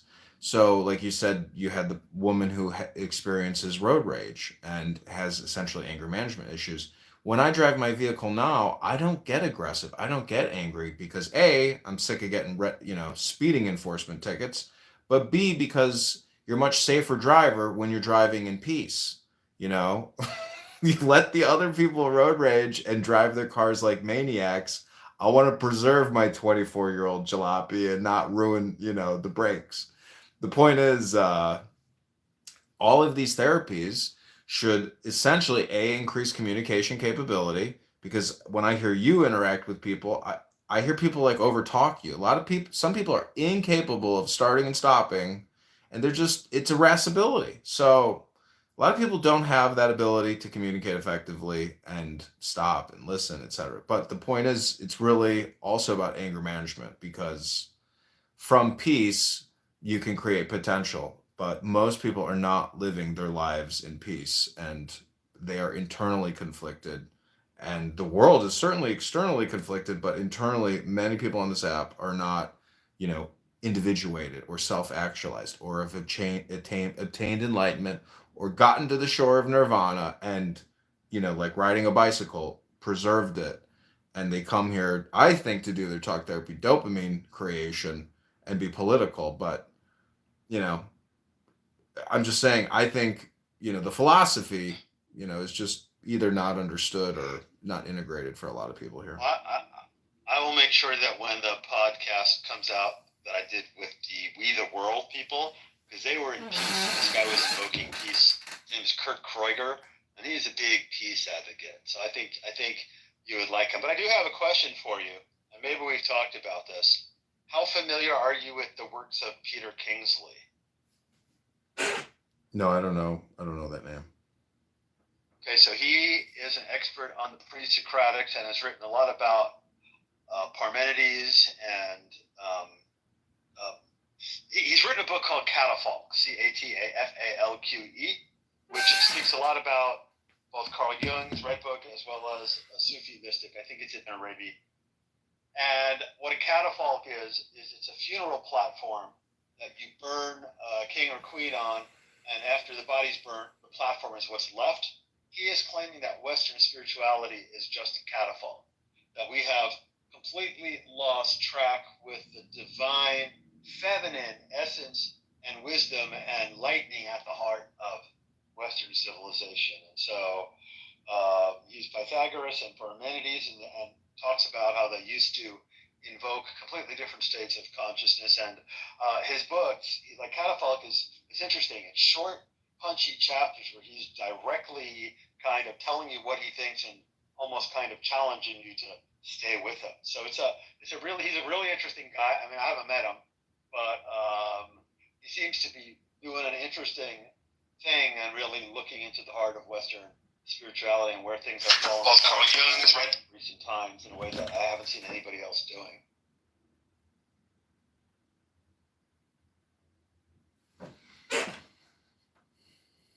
Yeah, it's I don't know. It's kind of like there's so much content out there on YouTube. Anything you can think of, you go to YouTube, somebody's already done it.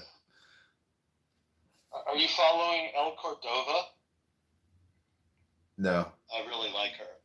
So Elva Cordova, Cordova. She's a 37-year-old woman who is a singer-songwriter, but also does very clever things around language and grammar and fonts, asking each other out. And she does one thing, which is a thought experiment, where she takes you to your dying day, and they've invented a mechanism to bring you back to today and completely re-experience today. And she kind of goes through that whole thing with you, and it's really very uplifting. So if you get a chance, check out El Cordova. She's on all over Instagram and other places. She's got about 1 million followers. She's absolutely brilliant with language and funny. She's got this one thing about the grammarian versus the errorist, and it's funny as fuck. I really like. I definitely have a crush on her. Well, she's gay, so we'll Google that. Yeah, I'm glad she's got a big following. Yeah, she's funny as hell, and just her uplifting spirit and just the way she works with words. Robinhood Gold offers a high APY on uninvested cash. Join Robinhood Gold now. Just tell she's. Hey, what's up, everybody? You know how you start scrolling sometimes, you're like, what am I doing? My happiest discovery of the last year or two online. Of course, for a while during the pandemic, my happiest discovery was Pluto, who was a talking dog with something like 2 million followers. Abby and I on this app, we did 14 ASMR videos earlier, and I'm wondering, like, what kind of content you're creating, but like ASMR videos, pairing it with microdosing could be, some interesting titles and content for people to digest, because technically, I believe, like, I have this neurolinguistic programming book. It says that all communication is hypnosis, and it reverberates with me in the sense that, so I went on YouTube, and there's a woman who has a channel. It's called Sensual Mystic ASMR, and she's a very beautiful woman, and she's got thousands of subscribers, but she just whispers all of this sensual mystic stuff, and it's very hypnotic. So Abby and I were trying to recreate a parody. What's her name? If you just Google Sensual Mystic ASMR, I can pin the link to the room. Hold on one sec. I can find it. Yeah, but she's a very good example, because I was, I like the Tao Te Ching a lot. And so Zach Ruda, this guy on here, he was like, I bet you there's an ASMR version of the Tao Te Ching. So I YouTube it. Sure enough, tons of people are whispering the Tao Te Ching. And the algorithm showed me this sensual, mystic ASMR beautiful woman. And I was like, oh, she gets it. This is very hypnotic. It's because you're essentially whispering very powerful wisdom. And so we tried to recreate it today, and it was our experiment to see how the algorithm would respond to these 14 videos we created. Yeah, that sounds like fun. I don't know anything about ASMR, but it sounds like it's another type of, online subliminal or, audio frequency or transformational thing that you're supposed to watch, because it's there for everything, from working out to hair growth to, become a leopard. I mean, anything you want, there's subliminals for. Yeah. And, you're saying this is a little higher grade than that. I'm saying ASMR is a keyword that people identify with and hashtag. And so there's traffic related to ASMR, and there's big YouTube channels dedicated to ASMR.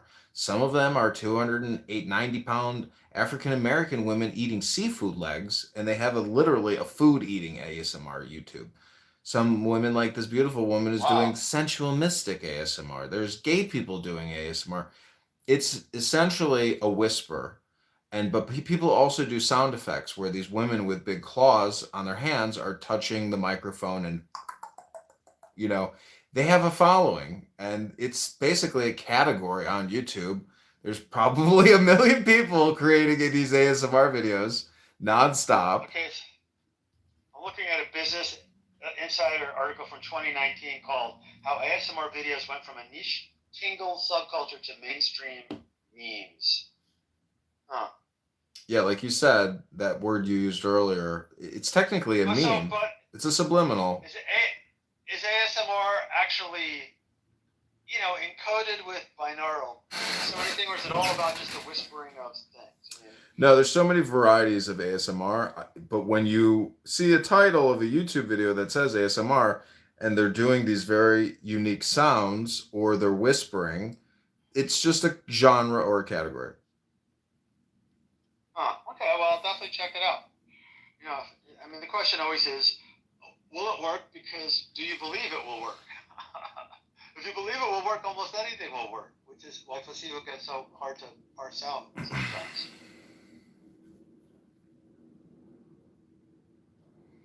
Yeah, I was like, why don't I just open a website and call it, placebopills.com and sell placebo pills that treat the top 100 medical conditions and just send them, sugar pills. But straight up market it as being the placebo effect, and literally stating that these pills do nothing unless you think they do something. And it would be interesting to see how. I was just talking. I don't know if you could hear me, but I was talking about how it would be fun to open a website that sells placebo pills that treat 100 things, but makes the claim that the pills treat nothing. I bet you people would still buy it in order to give you the feedback. It creates like a placebo effect loop with the customer, and you get the feedback, you get the customer testimonials, and next thing you know, you sell 1 million placebo pills a year to people that are treating a wide variety of maladies. And I don't think you could be brought up on charges of deceptive advertising because you're specifically demonstrating and showing that these are just sugarcane pills that do nothing except the labeling of the bottle suggests. You see what I'm saying? It's like a parody e-commerce website, but I bet you anything, because of the placebo effect, it could be a useful product for people. Well, sure. And that's sort of how placebo works on some level, some of the time. I mean, to the degree that, well, no, I don't want to talk about homeopathy, but do you know about the Million Pixel website? Yeah, I remember that. You made $1 million selling a grid of 1,000 by 1,000 on a website. It was a beautiful image, really. Yeah, and they made the $1 million. So, good for them. Yeah, I've never mainly been driven by money, although I'd like that to change, or like more money to come to me. But we'll see. Well, that's why I say all communication is hypnosis, in the sense that Pixel site was technically a $1 million hypnosis. When you pair art with a transaction, it's a gimmick. It's a shtick. Like the Pet Rock, basically. I mean, my dad, when I was a kid. Rock, that's right. Yeah, when I was a kid, my dad gave me this attaché case by this guy named his name was Joseph Kosman, the Joseph Kosman Business Institute, how to start a business, basically. And it was all these tapes, and he was a successful marketer and businessman, and that product in itself was another reframe of another business. So it's just interesting how communication and what people spend money on, because I've sold hundreds of thousands of dollars of business plans.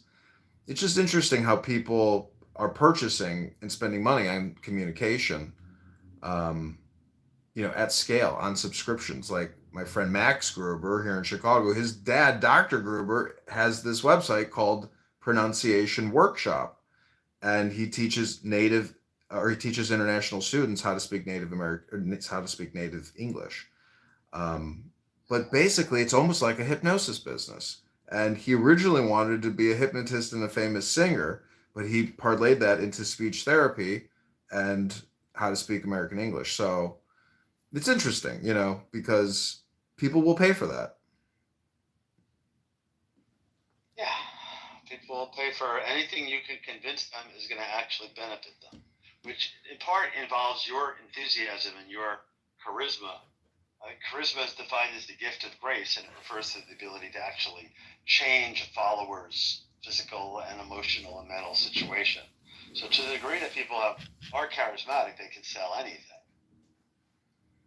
So that means that the customer or the person seeking therapy is technically, in many ways, trying to capture the spirit or put the genie in the bottle. And that's, I mean, I've done a lot of public speaking, like with Toastmasters in college, or even, if you've ever heard a preacher, shout the gospel and get all erratic, it's kind of I've heard like, some powerful speakers. yeah. Yeah, no, people create an egregore in real time in the room, and everybody's emotions get synced and their pheromones get synced, and it's strange. It's like that book.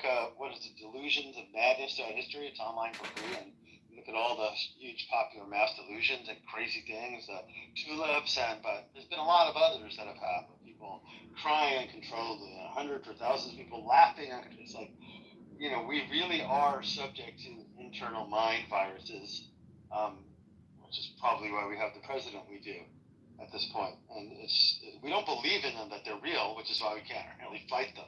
That's the weird part. Western reductionistic science has its downsides, and part of them is it's made us less sensitive to the actual lived energy dynamics of being an incarnated being. We don't believe in shit if we can't see it and take it apart and measure it, but you can't take apart and measure everything. It doesn't work that way. Yeah, Chris down in the audience, he is a wealth of resource when it comes to really interesting books and documents for free on the internet. One of them is like mnemonics, memetics. It's like this big memetics book, and then the other one is this How to Win Jury Trials. It's called The Reptile, and so in many ways you could say that X and Elon Musk, the wizard of Trump, essentially awakened the reptilian mind, and the collective herd consciousness put Trump into office because the collective reptile mind felt threatened, and Trump was, the knight to protect the survival of the reptile mind. Sure, the reptile mind loves scapegoating. I had a cat I had to put down 2.5 weeks ago now, and in the last couple of days, the other 2 cats we have started attacking him. He smelled like death. They got triggered in their reptilian minds. They didn't want him around anymore. It's kind of weird to see it happening.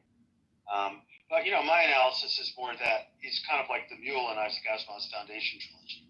He has the ability to bring people into their worst selves or subpersonalities, and then to forget that they have any other, and to stay there and to wallow in it, and that somehow spread.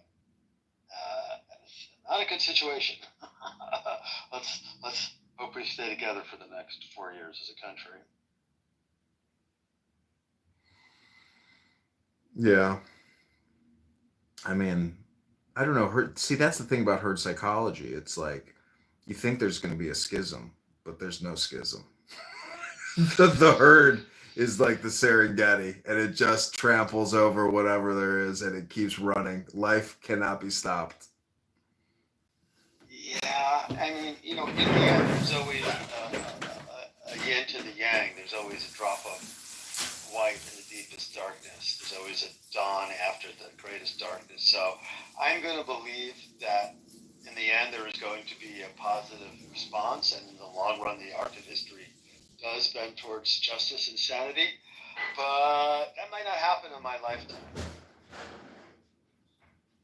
There's some dark shit happening between AI and all the planetary ecocycles that are out of balance, and I mean, we don't have to go through it because it's too real and too vivid, and the LA fires, and these are crazy, chaotic Kali Yuga times.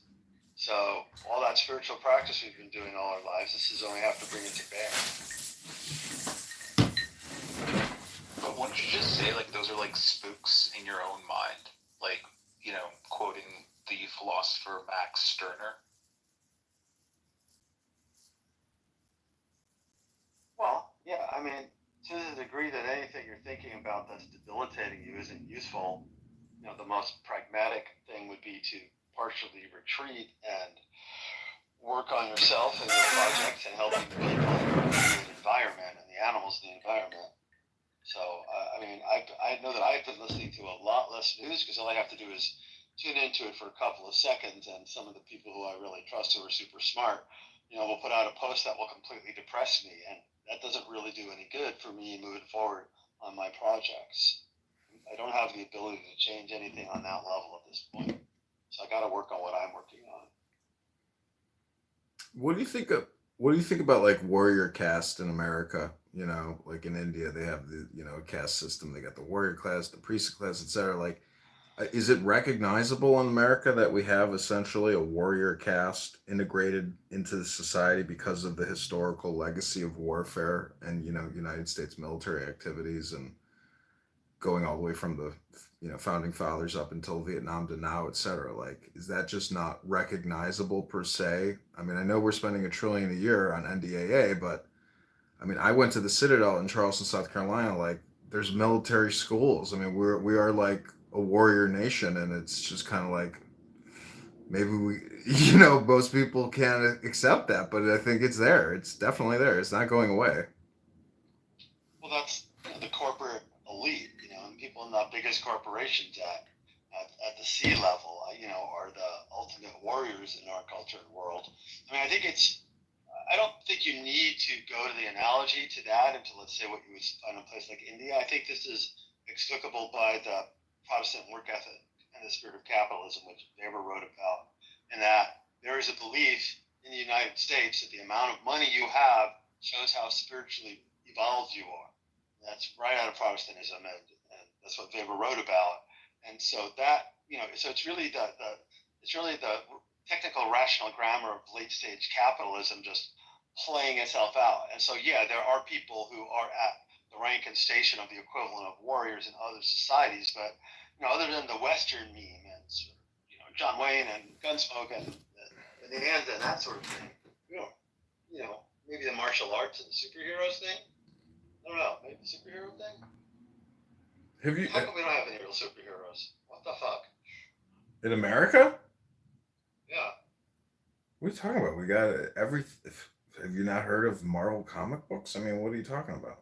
No, I want real superheroes. I want people with strange and unusual abilities who can bring justice to the world, and that doesn't exist. Oh. Whoa. Have you ever read Crowley's Rights of Man? Yeah, I may have heard you read it. It's not long, is it? No, it's one page, but I heard you read it. I don't know. I like. You can read it. Yeah, I could read I just wanted to bring up that part where he says, "Don't fear money." So it's kind of like he's competitively reframing everything all the time, and it's very useful because it basically reverse engineers your problem. But that rights of man, it's basically a reframing on everything. And so it's like whatever obstacle is in your way, it's a useful reframe to read.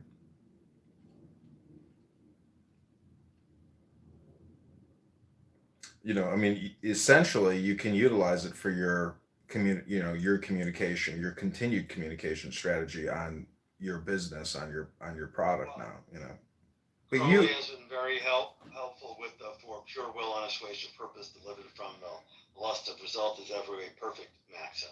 I'm not bummed that the book isn't a huge success yet because I'm really happy with what the book is and what I've done. My will is pure, my purpose is unassuaged. I'm not lusting, I'm just watching. See, you yourself are an invaluable product. Like, you've got great things to say to people, super positive, peaceful things that people need to hear. So it's like the more you podcast yourself, the more you film yourself, the more of that product even. I mean, if you had a YouTube channel that was monetized, it's very challenging. I know this Jewish girl here in Chicago, it's called Vicky Comedy on YouTube. She's got, 70,000 subscribers, and she just pours her whole life into it. And she's having, she's made a sustainable business out of it.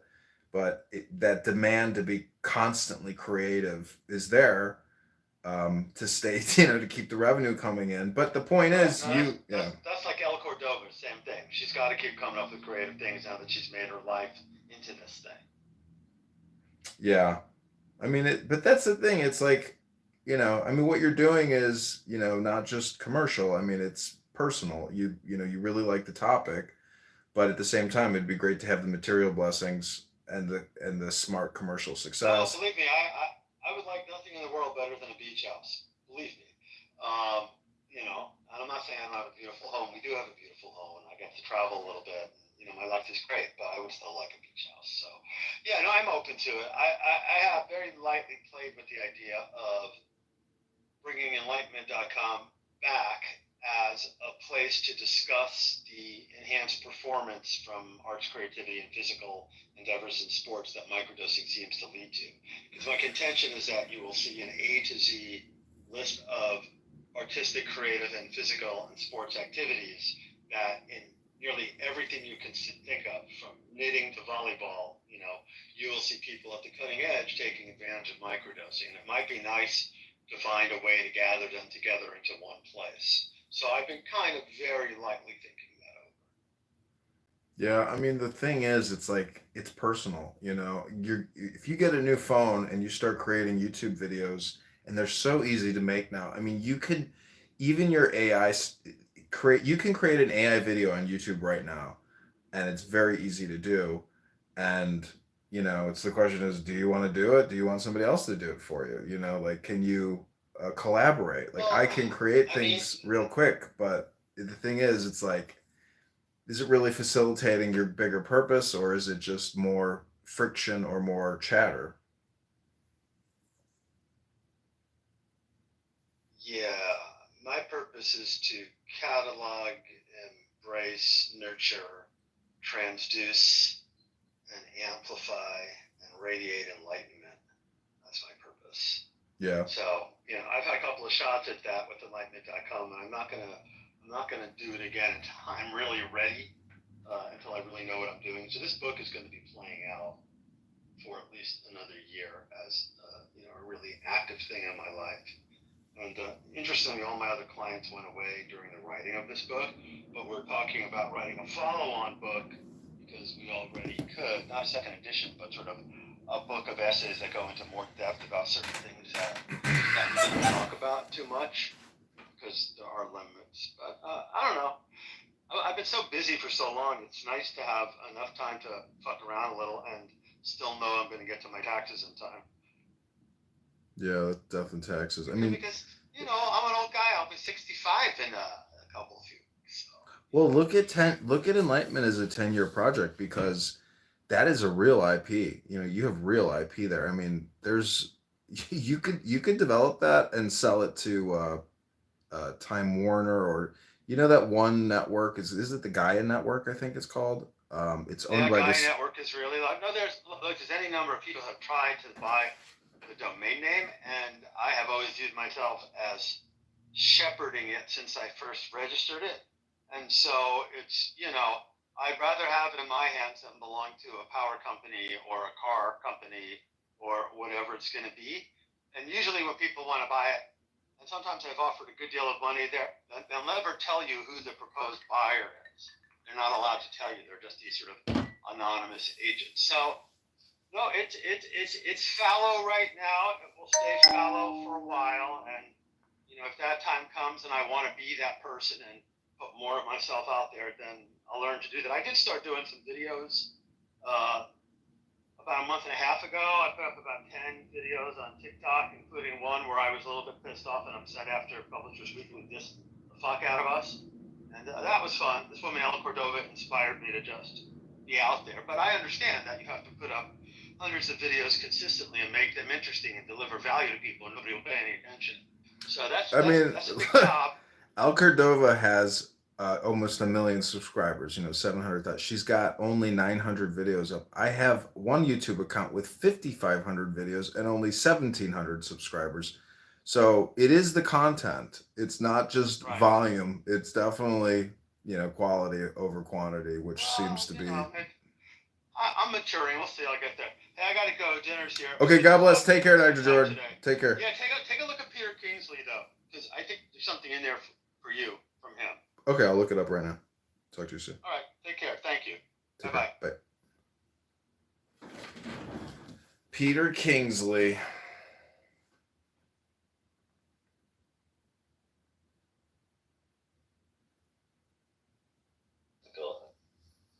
No, but seriously, Prince, how tall are you? You don't have to say if you don't want to. On a scale of like 1 to that. Regardless of his height, the dude actually is a gym monkey, and he's got a pretty good damn physique. I'm sure he's pretty regardless of his height. Why are you critiquing? Do you see, like, we were having conversation, you guys fucked it up. No, you didn't let me make my fucking point. No, you wanted to interrupted get in the middle of his fucking point. It was about his point. But you want to make it where it's about you interrupting. You can do it after he's done making his point. Bro, you gotta be the dumbest Corsican I met this side of Sunday. Okay, so Prince was saying that the leader of this network, Christian network, is saying that they in the Christian Palestinians don't see eye to eye. But how Prince, what is it? So Prince, what is it that he thinks he gets right that they get wrong? But how tall is Prince? It's all natural. Okay, you're such a and I feel that this natural, very, very, very deep process that we're all a part of, it's not really understood anymore. You're wrong. It's like something, what happened is that we've gone so much to sleep in the West. Okay, hold on a second. So, Yeah, but he's wrong. David, shut the fuck up. I'm serious. You're getting on my fucking nerves. I'm trying to hear. No, but you're wrong. You're wrong. Okay. Okay. I mean, do you speak French? Like, parlez-vous le français? Diego, we're being restrained. Is that okay? Le français? Okay, so David, seriously, dude. Do you speak French? No, oui, oui. Je voudrais un bon mot, s'il vous plaît. Okay, so, yeah, I don't have permission to move into the audience. You can just change it to. Yeah, I don't even care about. I'm trying not to. I just wanted to hear what. So I wanted to get a clarifying question out. So was this Christian group? Where were they from? The United States? Yeah, it's the head of the biggest Christian network in America. Oh yeah. That's easy to explain. No, that's easy to explain. They're evangelicals. Yeah, but the point is that mainstream perspective. He doesn't know. He doesn't understand. I do understand this. So if you look at so the CBN, any of those TV channels, I don't think they are. No, but oh my God! Shut up. Prince doesn't understand. Give me Mark. Just give me Mark. Actually, you know what? Fucking down. Yeah, give the kid a soapbox when he stands on it. People can see, his face. Hold on a second. I mean, I'm thinking about doing it. Hold on a second. Let me look at something. There we go. It worked. Amazing. No, you can't come up, fat boy, because you're interrupting. So, okay, the Christian Bible Network. The point is the perspective of American Christians who support Israel is that the Christian Palestinians should accept their faith and fulfill the prophecy and just let. No, I got all of that. Yeah. So, but here's what I think you're getting. You may not understand about Christians, particularly in the United States. So, which Christians? Evangelicals in particular. And so the largest voting bloc that is pro Israel here in the United States and who gives the most money is going to be those evangelical Christians. Now, it's basically because of their end times prophecy that the Jews have to be living in Israel, married in real life after filming this movie. They later divorced in 1992. Mia Sarah says that Matthew Broderick actually tickled her feet and knees to get her to laugh naturally in the taxi cab scene. 3. Mia Sarah surprised John Hughes when she auditioned for the role of Sloane Peterson. It was funny. He didn't know how old I was and said he wanted an older girl to play the 17-year-old. He said it would take someone older to give her the kind of dignity she needed. almost fell out of his chair when I told him I was only 18. It has nothing to do with it. Now, if you were to look After at working the together on weird denominations of science, Christianity John that are going Hughes to be offered Bill more Paxton popular in the role of the garage attendant. Palestine, However, Paxton they're turned it generally down going to be like because he felt the role was too small. He admitted that he regretted turning it down because Hughes never offered him a role again. Whatever. None of these people are going to have. They're going to be very similar to the Catholics in terms of not believing the Jews have to live there. So these Christians, these evangelical Christians, are, in my opinion, like not even real Christians. They're a bunch of phony faggots. And so I just don't really respect what they have to say. So I looked at Baptist Church saying that they are these people that we're talking about right now. I'm not familiar enough with. I know the evangelicals for sure are kind of radical about Israel. Sure, but I as far as the other denominations, I don't know. Okay. I mean, dude, even here in the South, we have like Presbyterian, like, you know, Protestant, like Southern Baptist, just Baptist, you know, non-denominational Baptists. Like, there's so many variances of like, but a lot of them within Revelation, they believe that, you know, there should be a state of Israel as a sign of the second coming of Jesus. And that makes them a Zionist. And there are Zionist churches around here also. But yeah. So, I mean, yeah. Well, anybody can be a Zionist as long as they support Israel. Yeah. I'm just saying it's a really big, you know, populace within the South. If you want to come up and do it, sure, and that's where So here's what I got so far back. This needs so much fucking work. I wish we were octopuses. I wish our wouldn't go as emotions far were as to say written they're not Christian. like We just rainbow alien you calligraphy can look on at our the skin. Schofield I Bible. wish you could see how I feel. My strong concordance. I want us to dance. I And prefer for my us to have strong complete concordance. harmony in our movements Yeah, and well, our I mean, the emotions and our Schofield Bible is clothes. like very popular. I want our love to be a kaleidoscope You of can just, feelings I would just say, and just cues and Google thoughts. Schofield Bible, and you can I kind of see want why. our bodies It's probably to gyrate like with my exact concordance. symmetry.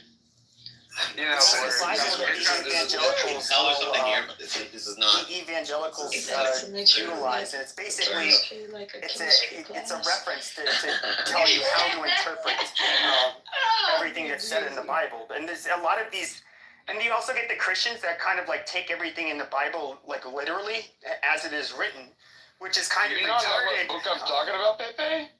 No, I'm fine. Do you not know what the Strong's Concordance is? Yeah, I don't. Can I just finish my point real quick? Well, yes, sir. Go ahead. I apologize. So, holy fuck, now I lost my train of thought. In the Schofield Bible. Yeah. You get people who think that you have to take, you read the Bible and just take it literally as you read it, which is also really fucking stupid. I think there's like 2 or 3 original words that were, I guess, could have been spoken by Jesus. Obviously, because everything's been translated so many times. Ethan, come on up. And I would say it's similar from what I've heard with the One the more. Quran. We bringing up one more.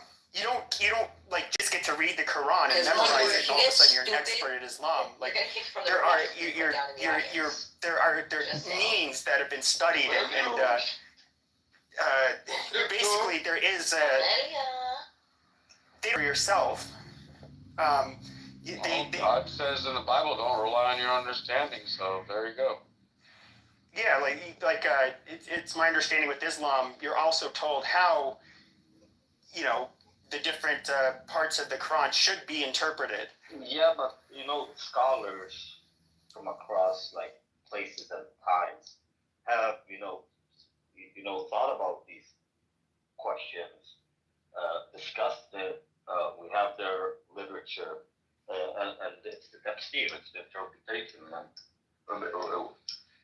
widely by all the scholars, we have an agreed upon interpretation. Well, I wanted to say, Pepe, if you've never heard of the Strong's Concordance, you need to look it up and go on to eBay and buy a used version of it. You can probably get it for $50. But the thing looks like as thick as like the biggest dictionary you've ever seen. And it's written in paper like a Bible, like really thin, like, you know, but it has the Hebrew Bible, it has the Greek Bible, it has like the very first versions of the King James Bible, and at the back it has dictionaries for all the words. And then you can go to the indexes and you can look up those words and it'll tell you like how many times it was used on what page.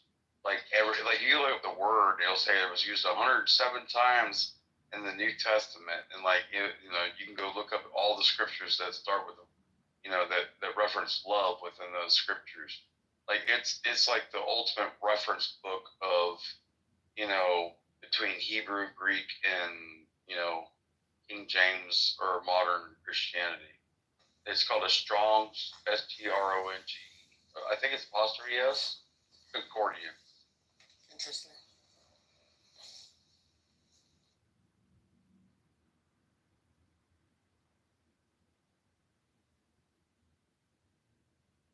Yeah, I've read a Vines one once. That is a good one.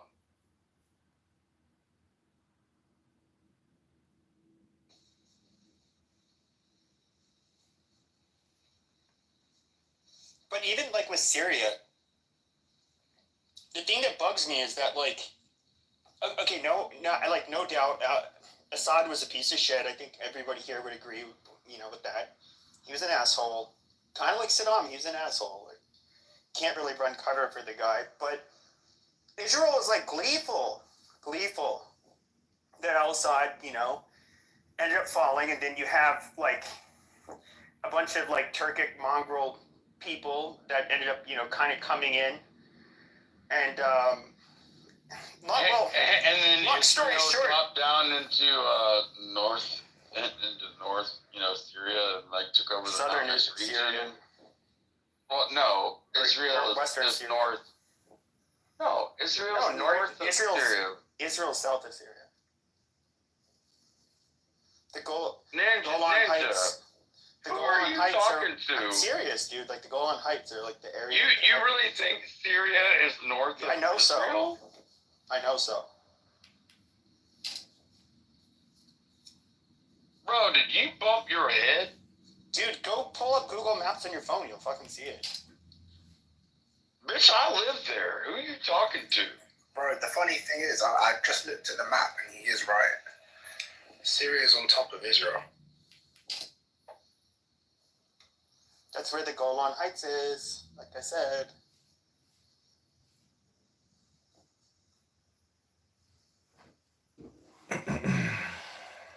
You have Lebanon, and then you have Syria right up to their north.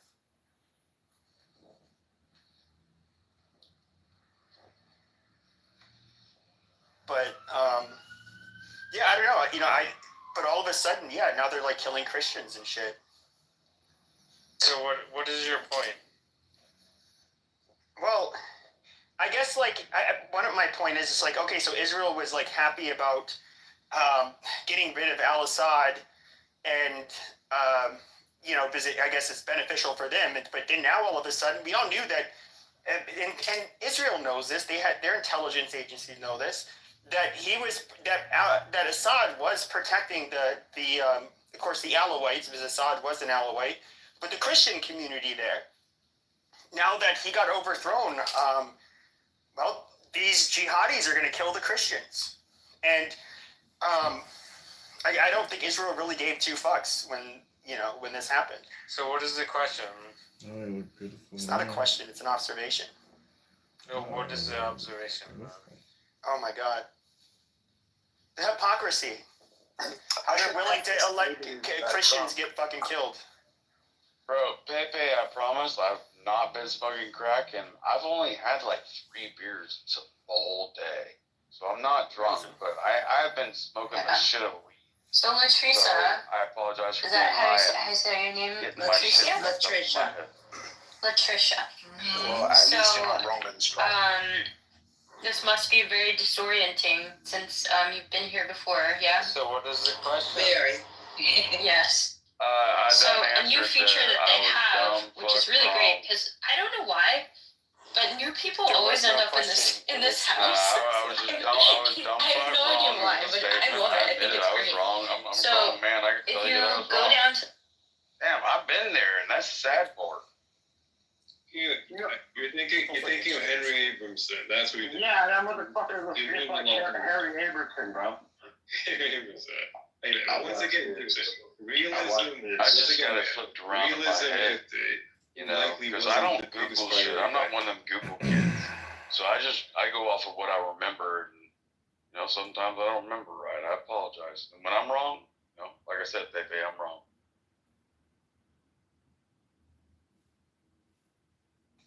Well, what I want to know is why did the Israelis not care about what happens to the Christians? Yeah, we're supposed to give two shits what happens to the Jews. We saw mass slaughtering of religious minorities last couple of days, and they're silent. Everybody's silent.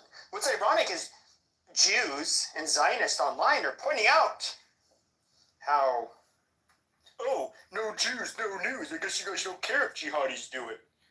No, we just don't have like the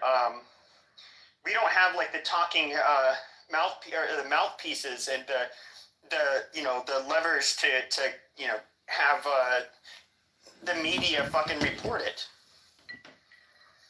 You guys, when Jews are Israel is harmed, it's you guys all speak up, and of course anybody who gets AIPAC money. And anybody who has, a Jewish editor-in-chief, network executives, whatever, which is pretty much everybody in the media, they have to walk the line, and they have to speak up on behalf of Israel, our greatest ally. Can I ask Cynic a question? Is it possible?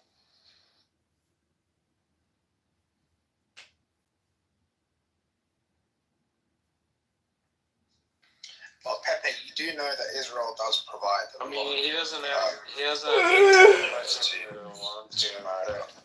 You know what? I actually think a lot of that's bullshit. And so here's the thing.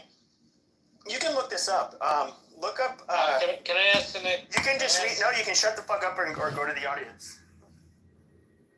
That's not nice. White power. So what I'm trying to say is. White power 101. No, that's not funny. That's WWW.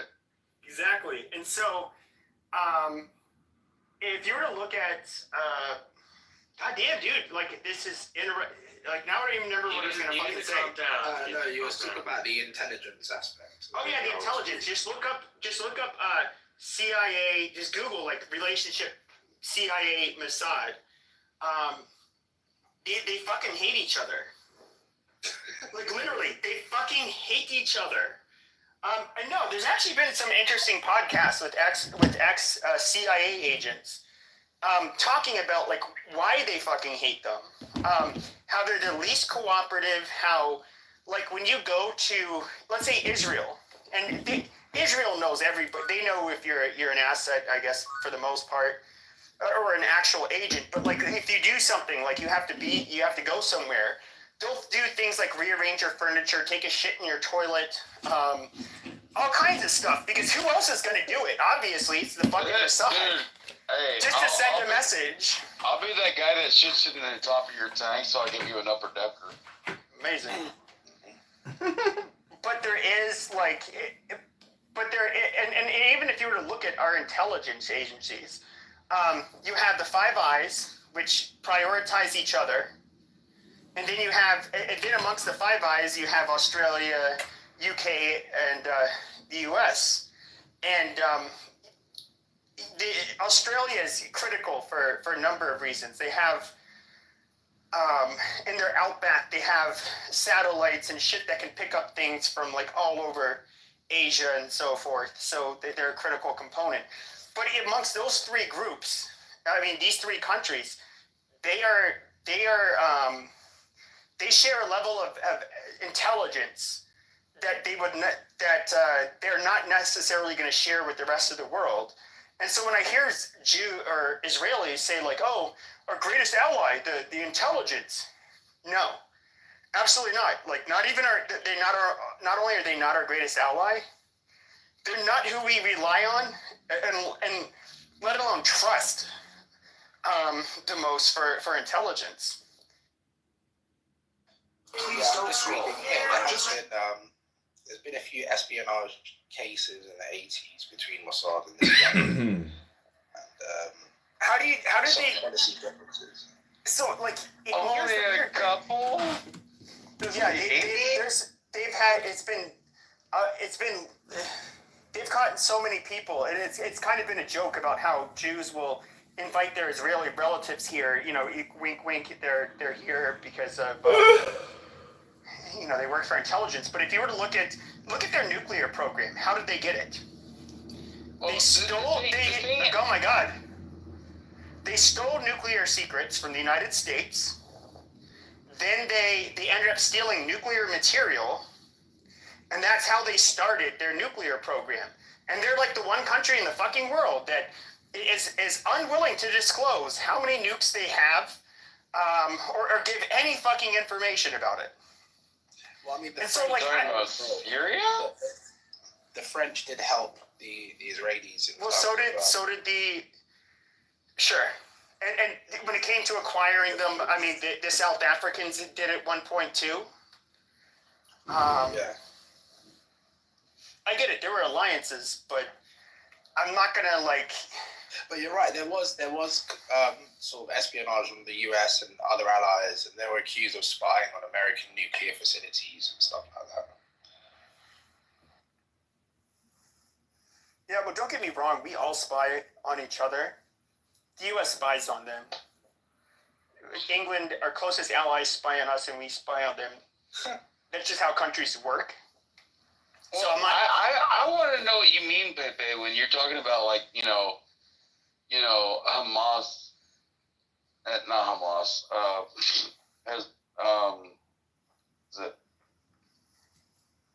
what is the name of the Iranian Secret Service? IRGC, I don't know. Like Mossad, with CIA, and then I don't know what their secret service is called. They have the IRGC, but but they have a section of Mossad.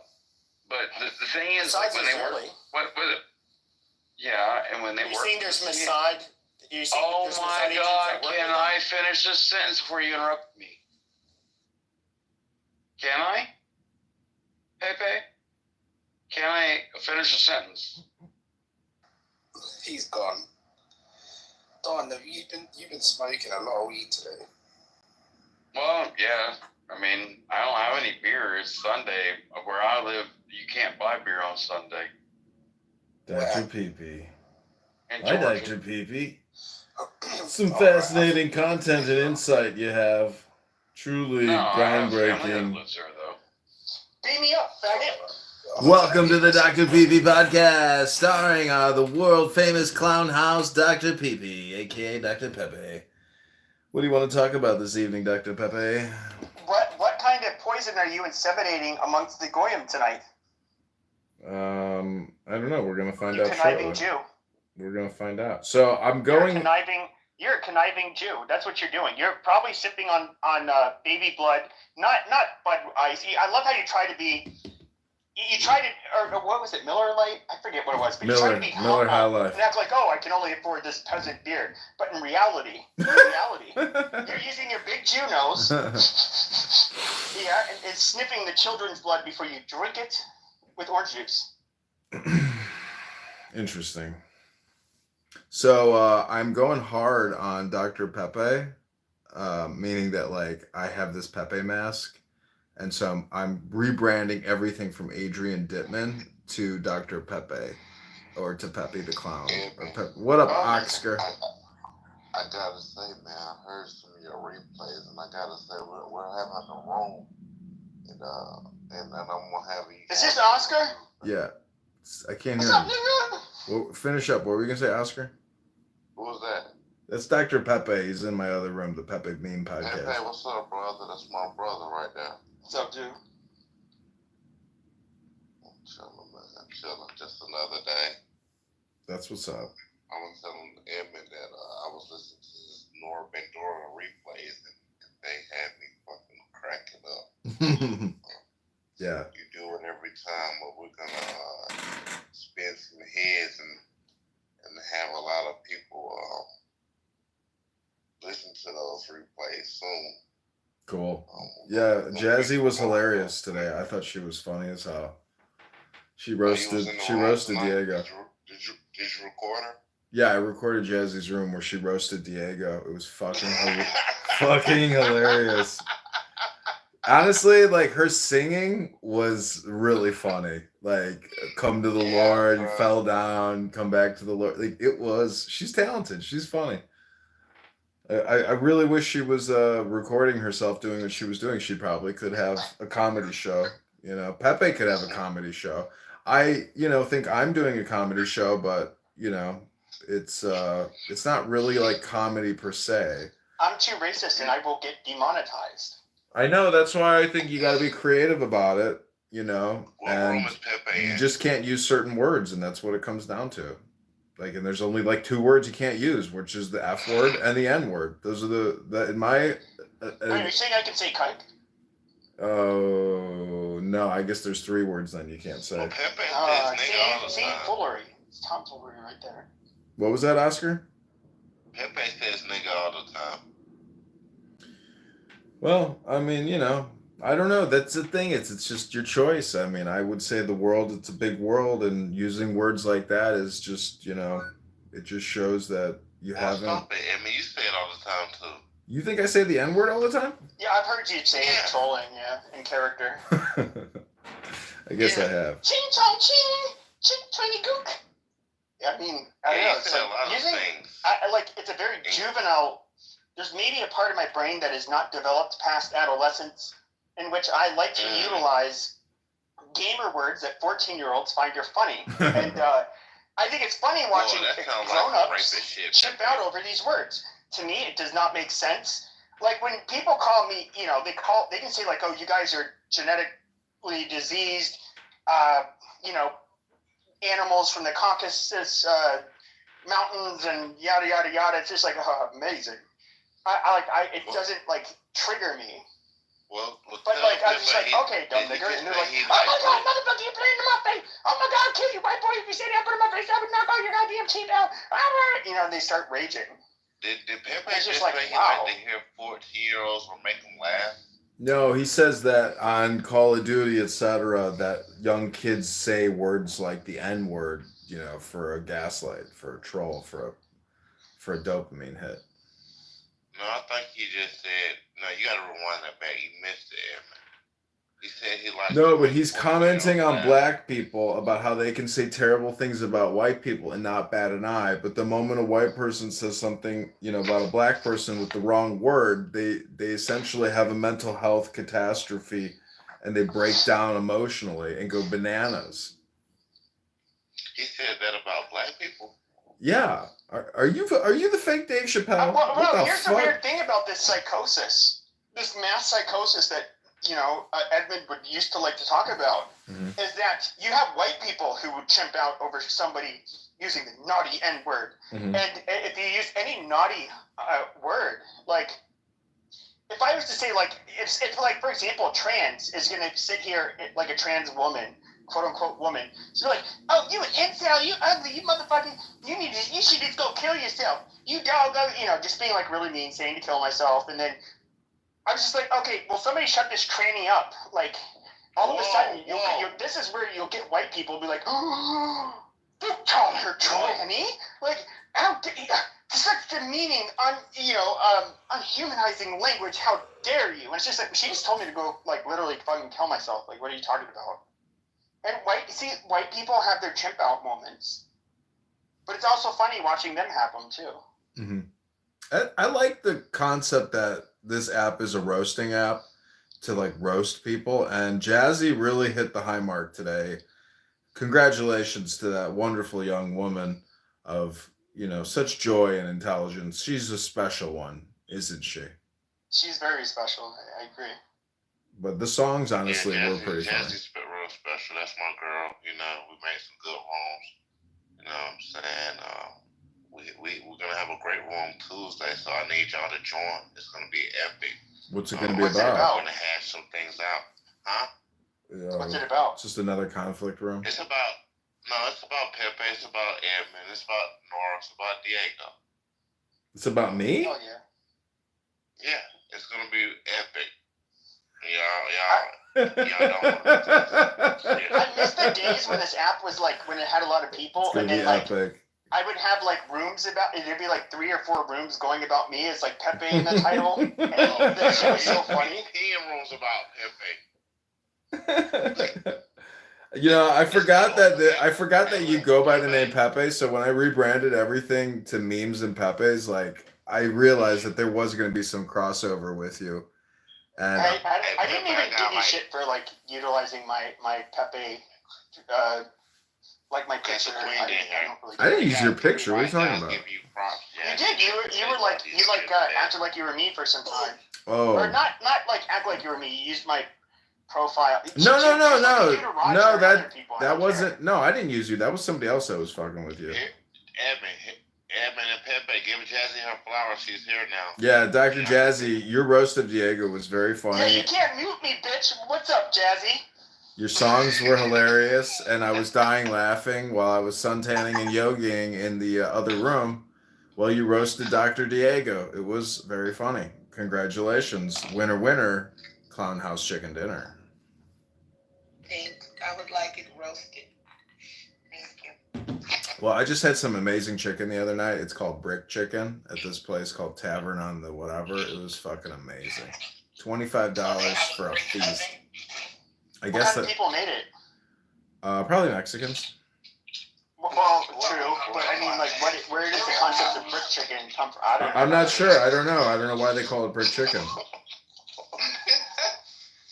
Because it's made in a brick oven, you idiot. Yeah, I guess that makes sense. I didn't think about that. Okay, well, I see. This is sometimes where the common sense retardation of Jazzy makes more sense than me. I don't know. You're Mexican. I'm a whole goddamn beaner with the beaner brain. Yo, hey, I just want to let you know, your recording just became valuable to me. You know why? Why? Because I'm doing a room. I think I'm gonna call it the slip and fall of Diego and Nora, right? But I titled it something else. But I'm gonna play all the clips that you've recorded of the Nora and Diego saga. Yeah, it's so spread out, and there's so much of it that, like, I don't know how you're gonna isolate anything of any real value at this point. It's just a long, stupid saga. People lying. They're lying. David Bobadilla was trying to chastise me earlier. He's like, oh, yeah. Well, David is friends with Diego in the real world, and, you know, brothers tend to stick together, I suppose. Friends. Okay, well, listen to this. Don't say anything. Go on mute. Listen. This is so crazy.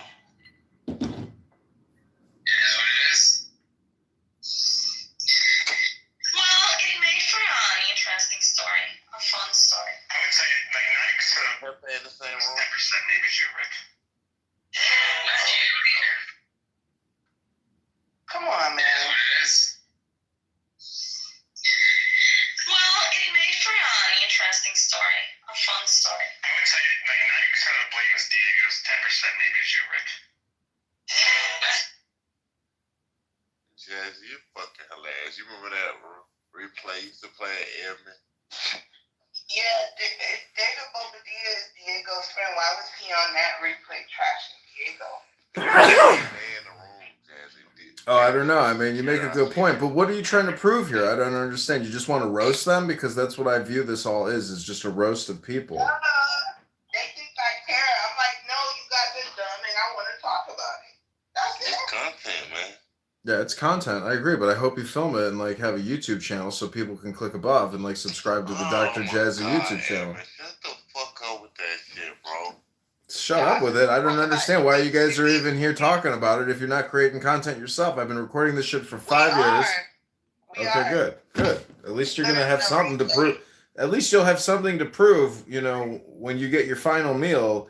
At least I filmed Clown House, and I got it all on YouTube for the history books. All right, shut up.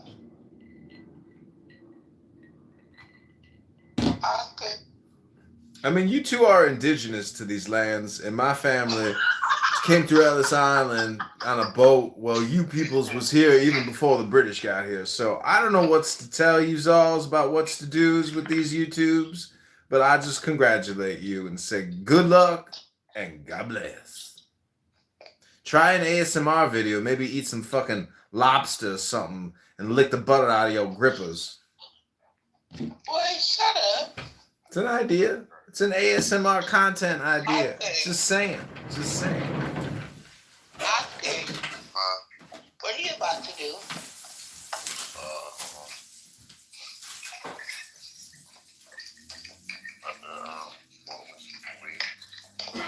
I just did that. That's boring. Jazzy, do you want to sing another? You want to sing the song about falling down again and getting back up to the Lord? I thought that was fucking hilarious. That was the funniest roast I had ever heard. That was awesome. You should go listen to the song. I know you. Hold on. How about you play it, Evan? I don't know. It's no. I recorded it, but like it has to process, so it might not be on my YouTube yet. Let us hear it. Let us hear what you got. I don't have anything. Like I'm not set up to play anything to you right now. Oh, I think you're a liar. No, I'm not. Like everything is already being used. I can't. I'm too lazy, and I'm not about to stop what I'm doing now to play back what Jazzy was singing earlier. There's just no point. What other room is Pepe in? He left my other room. I think he has 2 rooms up on recording. No, I've got 4 Clown House rooms going right now. 5 X accounts, 10 YouTube accounts. I mean, that's why I'm saying like. Don't say anything serious in here, okay? Being recorded. Yeah, don't tell anybody about your connect and how you bring it down to Florida for Jazzy. I know all about your little business, you two little. You're gonna get caught. You're gonna get caught sooner or later. You two are gonna get caught. The last time he came down here was in June. You think I went that long without something? I seen that television show, The Wire, and I know you twos are up to nose goods. Stop laughing at this nigga, man. I got you busted. Better hope the FBI ain't listening to these calls. Busted. Oh, shit. And you're laughing. This is retarded, man. We know what him and Doc does. Right. They be sex trafficking little girls and dogs. And recording them on phones. That's why he got 30 phones. Yeah. He got all child porn in them. Wow. I don't know what kind You projecting, doctor. You fucking projecting, doctor. I know you up to no good. Don't you come in here try to fucking clean up your social media reputation, credibility on my fucking live stream. You doing what Nora does. I got your ass. You on record.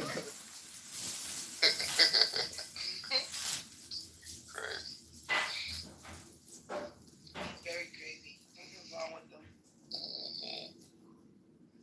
We fall down, but we get up.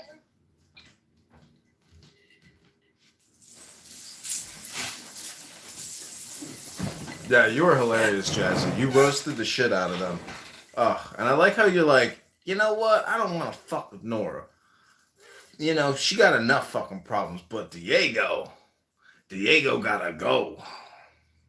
They don't realize how I still was being nice to her by not allowing her to speak.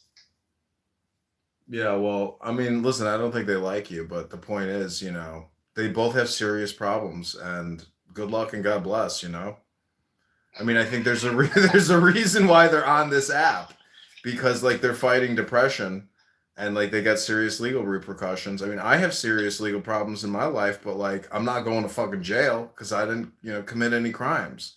I just have financial problems, They have fucking they have criminal legal problems. There's a big fucking, I don't know if Diego technically has a criminal legal problem. I guess it's civil, but anyways, what's the fucking difference? No, it's a crime. He committed a crime.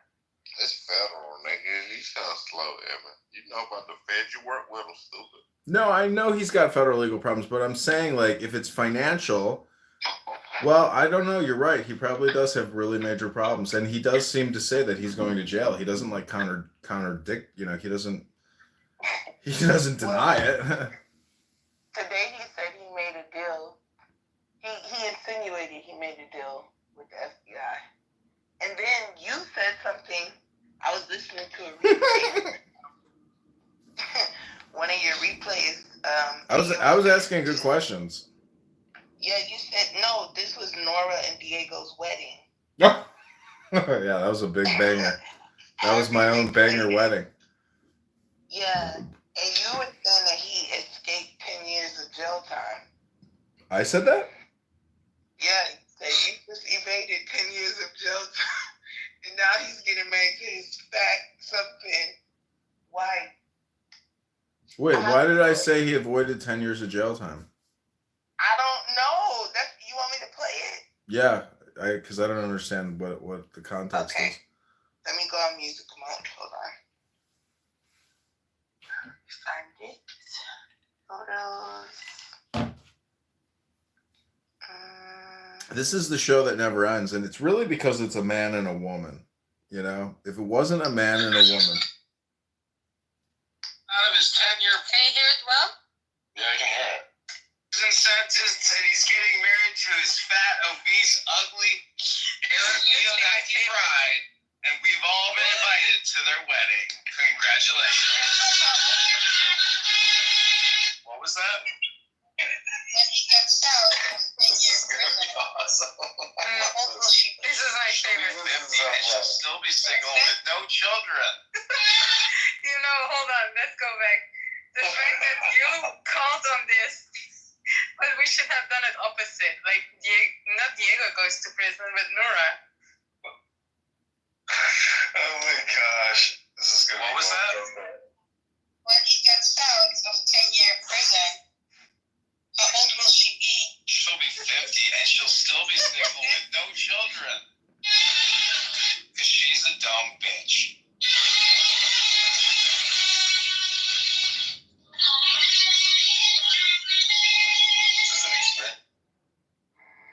Yeah, that was fun. Yeah, I don't know anything about the 10 years that we were just, that whole thing is ad-lib, you know. It's all just, it's all spoken word. But it's funny. It's funny because I said instead of saying Diego was going to jail, it should have said Nora was, because she was in the little mental institution at the time. But She's got serious legal problems too, and she said tonight that she doesn't have a lawyer. But then a few hours before that, she said she has a lawyer. So that's why I'm saying, like, you were very accurate in your assessment of saying that they are essentially creating lots of misinformation and being very deceptive. I was like, damn, Jazzy she knows the truth. That, like, anything they say is a lie, and, like, you can't believe any of it. they're mad because I know the truth. I'm like, we don't care. We just want to talk about it. We don't believe anything you guys have to say. I know, it's a roast, you know? Like, one time I told my dad that anything your wife says, you know, anytime her lips are moving, it's a lie. And, you know, because that's just like a very hurtful thing to say. I was trying to, you know, cause some conflict. But the Native American expression is, if you can say it, it is not true. So anything they have to say is just cover and stupid. It's a waste of everybody's time. Nobody cares. But yet it's a show for them because they're depressed retard losers who have nothing better to do with their time. Thus, it's the low IQ dumb people wasting time talking about nothing show. Yay. Damn. After tomorrow, we have to curate this content. Edmund, I'm going to allow you to come to the room because you may have some clips that you can play. No, the thing is, every single morning a new dopamine is created. And so if that's what you want the show to be about tomorrow morning, then, you know, that's the dopamine. But I would say, like, if you really want to blow the dopamine up, maybe try like 3 titles or something. Well, listen, it's going to be a recap room. It's not just about them. I'm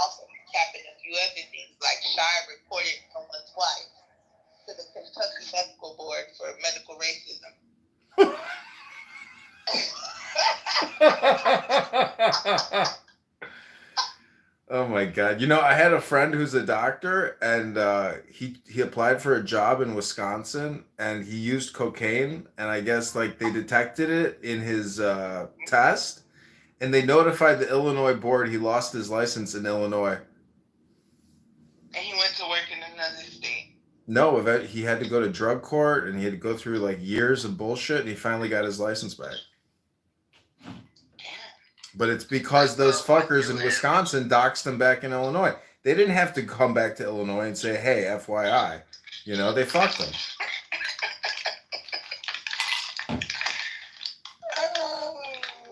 You got to be really careful what you say on the internet. Like, I live stream myself, so my life is like an open book. You know, I don't have any beefs with anybody in the real world. So it's like, but you on this app, if you're essentially supporting terrorism and it's 2025 and Trump is the president, I mean, you got to be worried, in my opinion.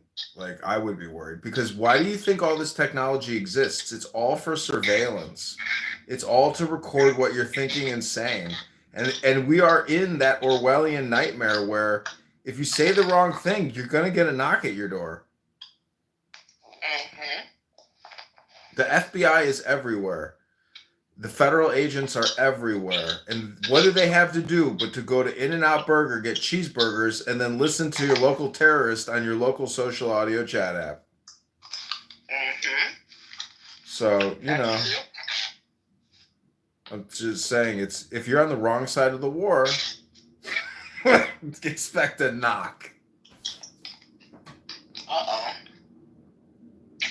But I think you and Dr. Adams have the ultimate loud mics on this app, and you should just create a house called the Loud Mic Show, and you just essentially barbecue people and roast them and loud mic them, and that's the whole show. Just keep going back to loud micing. I'm telling you, you got a talent. You and Dr. Adams have a talent. If you unite your forces, you'll be the loudest loud mic. You'll be like a super loud mic. It'll be huge. Try it. I'm telling you, you have a gift, and so does Adams. Like, no one loud mics like you guys. Especially Adams, man. He's next level loud mic. He's a loud mic terrorist. Yeah, there's people with Roadcaster Pros on the app. They're louder than me and Adam. Do you follow any YouTube accounts that are doing Clubhouse live streaming? Because if you just go on YouTube and you type in #Clubhouse, there's thousands of Clubhouse videos. No, I'm not. A lot of it is like with this guy Whack 100 or whatever.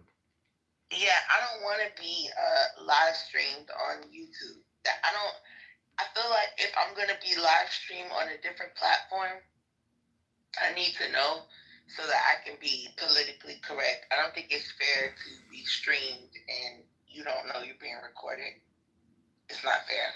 Yeah, I understand that, but the thing is, I think you need to capture your essence and just label it as comedy, and it'll be acceptable. Comedy covers, the whole spectrum. That's the thing. I don't want that to be attached to me. That's just how I don't want to be famous. It's a name. It's a pen name. Adrian Dittman is Elon Musk's pen name. You need a pen name. Just call yourself Dr. Jasmine Love. Like, nobody fucking. That's my real name. Oh, well, then call yourself Dr. Sasha Love. It doesn't matter what you call. You need to come up with a name, a stage name. It's character. But I don't want to do that. That's what I'm trying to tell you. I don't want to be famous. I don't want to be. It's not about being famous. It's about providing content and monetizing it. We got Pepe Norm. Yeah, let's talk about something else. I don't want to be content. Okay, well then, I'll do the heavy lifting over here because everybody's too lazy. It's fine by me. All right, Pepe. How do you feel about this this Diego and Nora stuff? I don't know. All I know is that there are Jewish families tonight with their big noses. They're sniffing children's blood in that nice little cup that they drink out of with matzo balls, and they're drinking Jewish children's blood. Pepe, we have Jewish friends in here. Stop that, bro. Well, I speak truth to power. We have to be honest. Benoi Noi Shaloiloim, as Subscribe would say. And they're utilizing their bioweapons, the African American against the white man. They know they can't crush the superior Aryan, the white man without using bioweapons. You shut up. So what I'm hearing, Dr. Jazzy, what I'm hearing from this, he's on Nora's side. He's riding with Nora and Diego. That's what I'm getting from this. They are teaching your children cultural Marxism. Okay, they're putting plastics in why does everybody drink out of plastic? Why?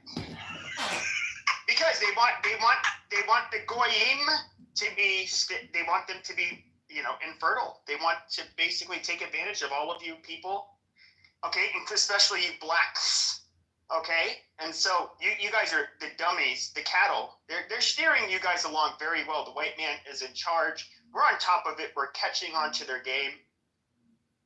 That's all I have to say. Okay, I want to read something from the chat in the other room. Well, I guess it's kind of irrelevant, but never mind. This is the Dr. Pee-Pee, Diego and Nora romance story that just doesn't seem to want to die.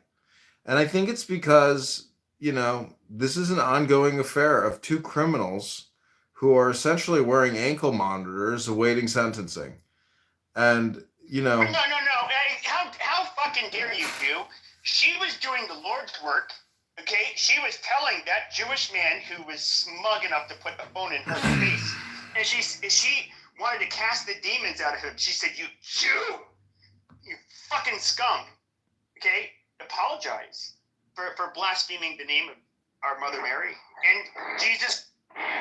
All right, I'm going to mute all the speakers. Dr. Pee-Pee, this is not your show. Okay, I know you got the podcast She mic. was on a crusade she was on a holy crusade. This is your last warning. This is your last warning.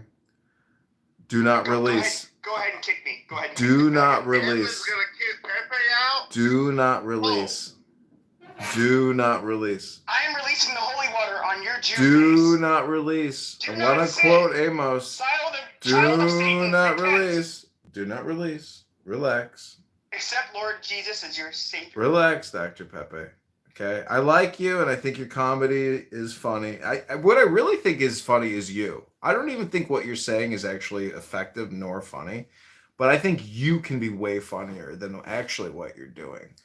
But you're not framing it in terms of comedy. What you have to organize is a roast, and be the MC of the roast. That's what I'm doing right now. Is your roast? It's Jazzy's roast. I'm not David.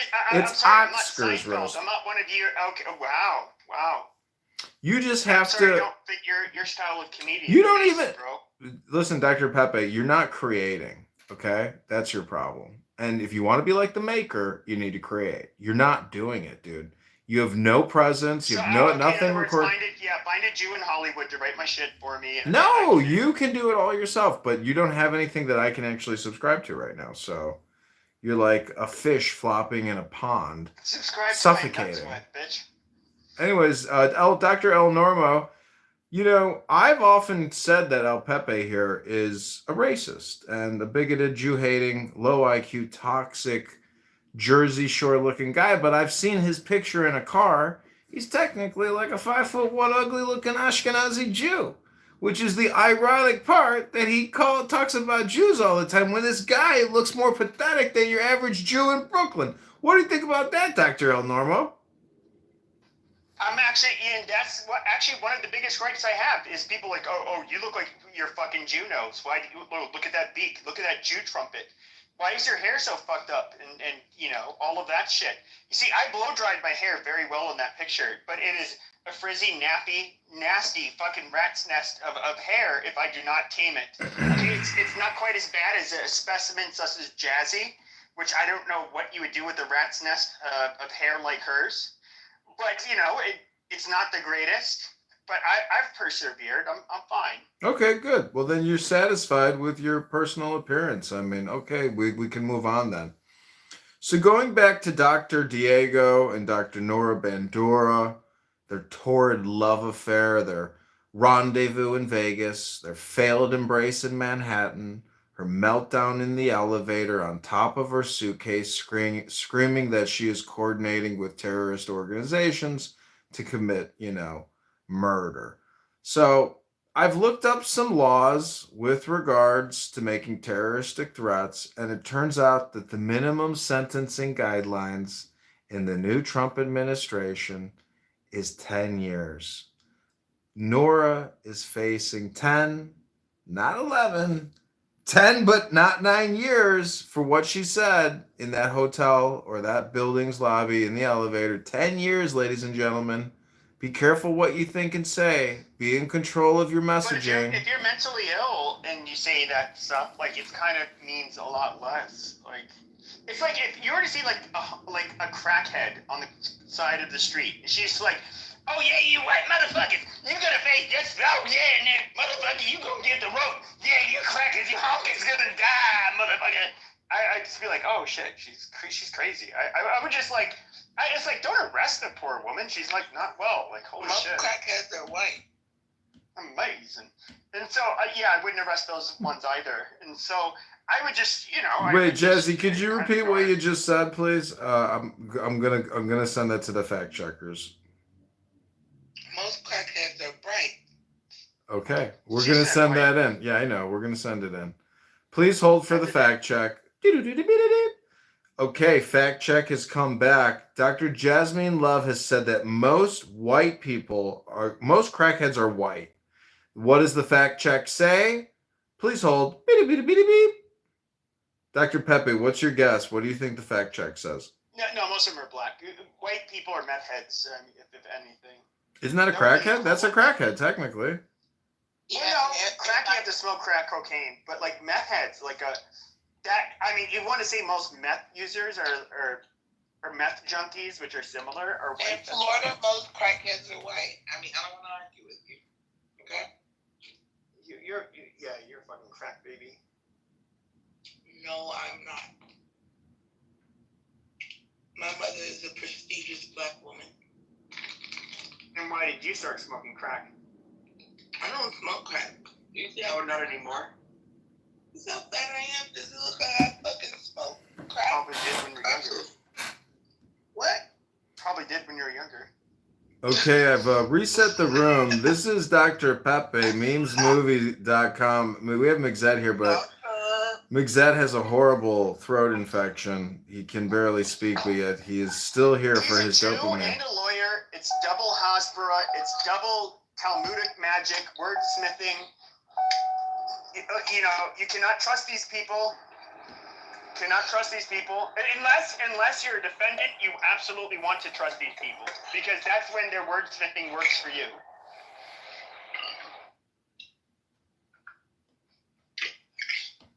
So, Dr. Pepe, we have Dr. Jasmine Love and Dr. Oscar here.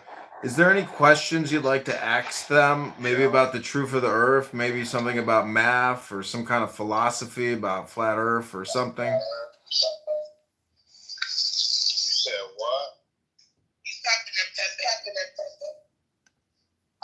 No, somebody's mic is giving me feedback.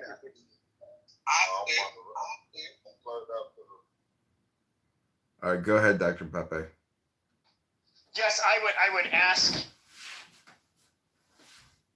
hate relationship with Jews. Okay, they're the Hasbara and Talmudic, wordsmithery. I don't have the high IQ, verbal IQ that the Ashkenazi Jews have. I can't tongue twist like you people. Okay, you guys will sell poison to fucking nursing mothers. That's what you guys do. Now, with that being said, I would say that Mixette, if I was a defendant, I would want a Jewish lawyer, absolutely. So do you think people should judge you on the words you use? Sure. So you are indeed a Jew-hating white supremacist. I love Jews. If I was a defendant, I would like a Jew. But if I was a defendant, I would not like the prosecutor. Okay, so why do you go in rooms? Why do you go in rooms and say the WP word? Who, me? Yeah, you. God damn it, Oscar. Hold on, let me ask Maxine one question, Maxine. Oh my God. Maxine, come up, please. Quick intermission. Why? I just need to ask her one question. What's up? What's up, Maxine? What do you mean? Maxine.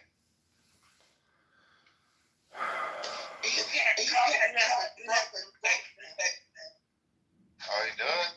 Now you can talk. What's up, Maxine, what's up, bro? Did you help get Nora out? The word on the street is Maxine helped get Nora out. I just told you where you are here right now on the Evans thing. No, I did not. Oh, okay. I was making White power! You get the brown bitch out! White power! Alright. Can you get back to Nora and Diego? Subscribe or no?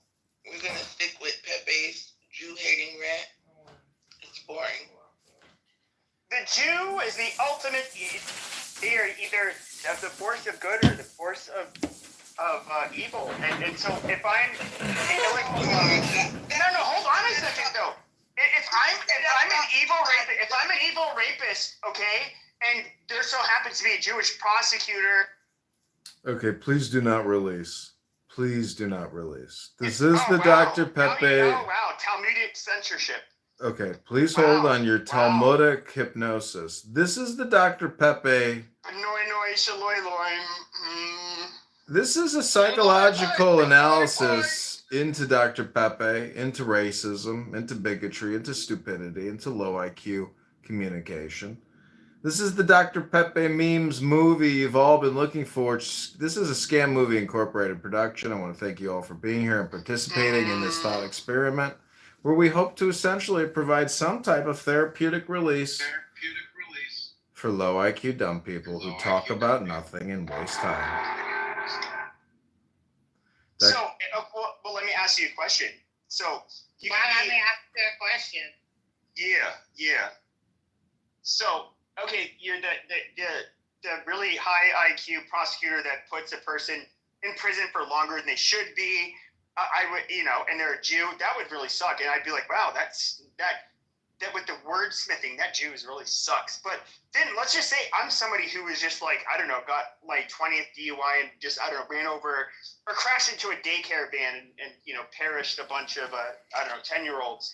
I would say, wow, that's an amazing Jew. They got this man off of a bunch of manslaughter charges. Welcome back to the Dr. Peepee movie. This is memesmovie.com. Thanks for coming. Thank you very little. What were you saying, Dr. Pepe? Oh yeah, I mean, I would look at the Jews as the reincarnation of Christ. If I, got my. Welcome back to Dr. Pepe, where Dr. Pepe helps explain the theory of everything. Wow. Jewish censorship. Wow.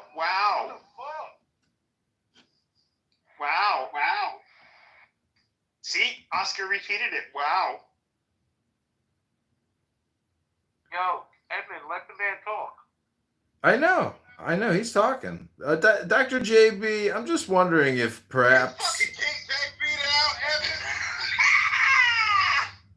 No, I didn't kick him. He moved to the audience. What are you talking about? Is their women's, their big Khazarian milkers, their big ass jugs. When Jewish women with big titties give me a big boner. Why would you drop JB? What did he do? I didn't drop him. He moved to the audience. Oh, okay. Is that racist for me to say I like Jewish women with big boobs? Ew. Okay, so Ew. Pepe, have you ever fucked a Jew? Well, my ex in college was Jewish. Oh, and how did that work out? Did her father like you? Well, her parents were divorced, so she was raised by her mother, so it didn't really affect. Her father didn't really. Okay, we're gonna move on to a new topic, everybody. She wasn't raised to be a real Jew. That's what she. Well, no, the mother was Jewish, which means she was. Okay, as the super mod, I'm going to invoke a room reset Suck a here. fucking dick, Edmund. Yeah, fuck you, Edmund. You coming out? Yeah, fuck you. You ruin them every goddamn day. now you want to get mute? You want to get heavy with the mute? Fuck you, punk. Fuck your ass, bro. Fuck you, Edmund. Yeah, JB. Remember I told you Pepe was lying about his Jewish allyship? And I told you. Now this guy's talking about Jews. It's so weird. Yeah, because he's fucking a Spaniard. Yeah. I'm a whole goddamn Mexican. He's a troll. But Jazzy, how do you, Dr. Jasmine Love? I'm not even Mexican. You fuckers didn't even get it right. My mother is Nicaraguan, and I was pregnant with that. She was pregnant. That bitch was pregnant with me, and she dropped this anchor baby me once she crossed the Rio Grande. Bitch, you can't fucking rescind. Please show a little respect for your mother. Quit muting me.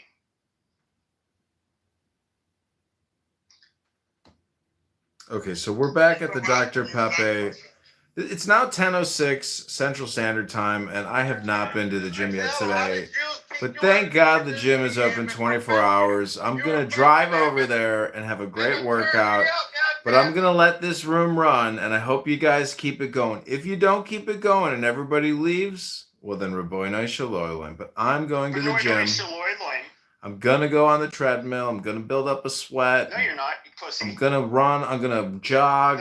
I'm gonna work out. And you're gonna go date rape some not nice little Gentile woman. That's what you people do. Interesting. Are you projecting? Okay, everybody, welcome back to the Dr. Pepe Hour. This is memesmovie.com. Click the link above to see my blog. Not many people do a blog anymore these days, but I got a blog. It's on Tumblr. Subscribe to all my YouTube channels to see yourself where I've been recording you for 5 years. And the fact that you've been here for so long shows you've never progressed, never accomplished anything. And you're still here talking to me, someone who live streams you. You're recording coming in our rooms. And you're still recording that you went no fucking way. You're still in your mom's basement jogging. Fuck you, Edmund. Fuck you. But how can you drink beer with orange juice and smoke reefer in your mom's basement all day, Edmund? That is a really sad Jew. My mom says you should be an investment banker, or no, hold on. But you should be doing something. You should be doing something. Stop projecting. Stop projecting. Do not release. Amazing. Do not release. Stay calm and relaxed. Don't get angry.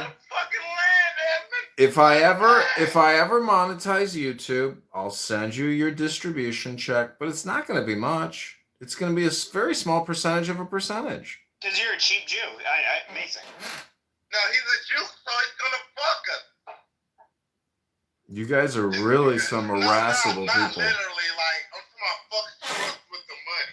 Yeah, no, that's what Jews like to do. Stop projecting and do not release. No, that's literally Stop projecting. Eskimos have do 20 not words release. For snow. Do not Jews have release. 20 words for money. Do not That, release. that's Relax. Just how it is. Command yourself to relax. Be calm. Command yourself be not silent. to use usury. Command yourself to be calm. Be silent. Be silent now. Relax. Don't come off mute. Do not come off mute. Just relax. Everyone relax. Cool. No, fuck that. You see how you doing in the room? Everybody's coming in. I'm sounding like Edmund. My name is Edmund. What are you motherfuckers doing in my room? Hello. You motherfucker. Hello, you low IQ motherfuckers. You guys are doing hypnosis. Hello. A bunch of low IQ people wasting time. You dumb motherfuckers. Your boy.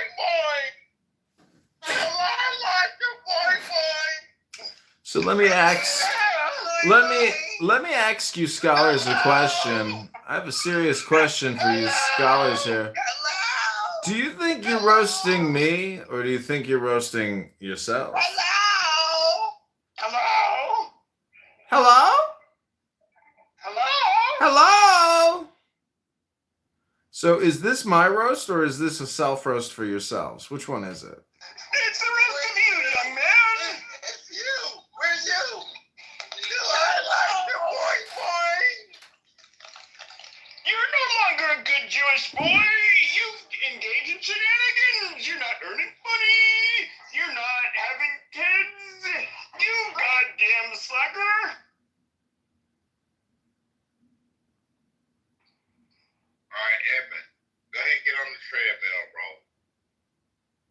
Okay, I've updated the room to the cult of Pepe.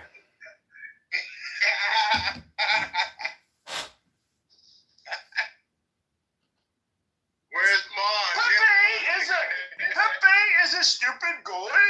And why are you talking to this animal? Get you some money and a career and a nice Jewish wife. God damn it. Damn, I haven't seen Beaver in a minute. What's up, Beaver? Roscoe?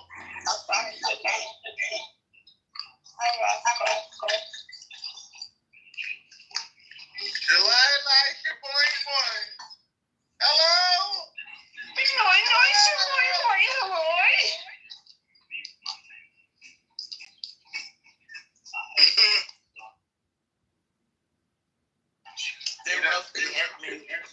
He done jacked away all his energy.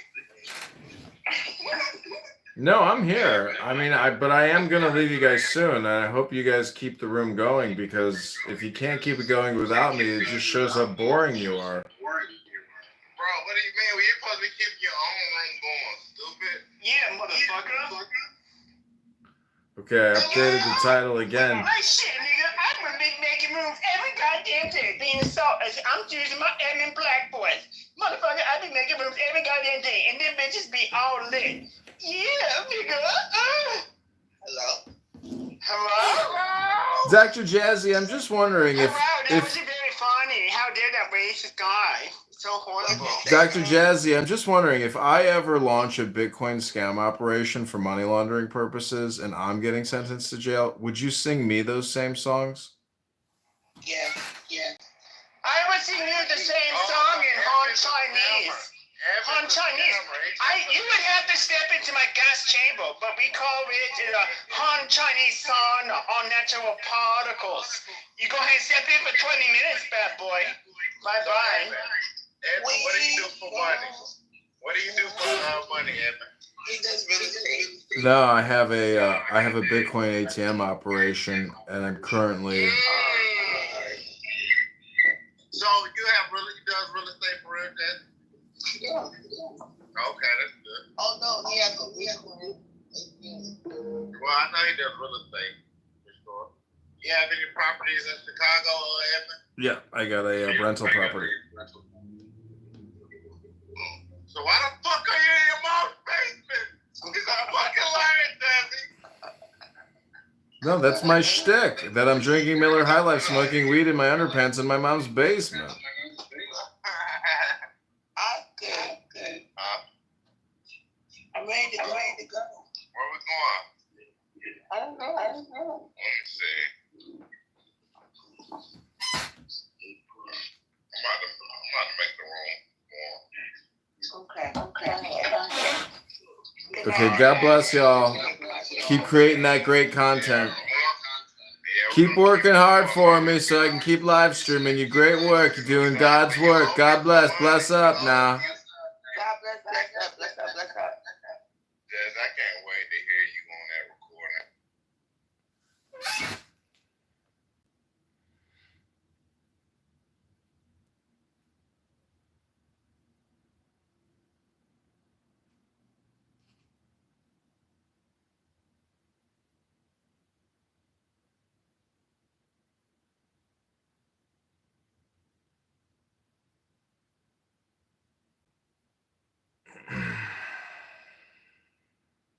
Okay, this is the Meme Puppy Podcast. Wait a minute. All right. But how deep in the water could you get? Wait a minute. تجري من تحتها الأنهار خالدين فيها ذلك الفوز العظيم وجاء المعد. Perspective of me having it, I can't say.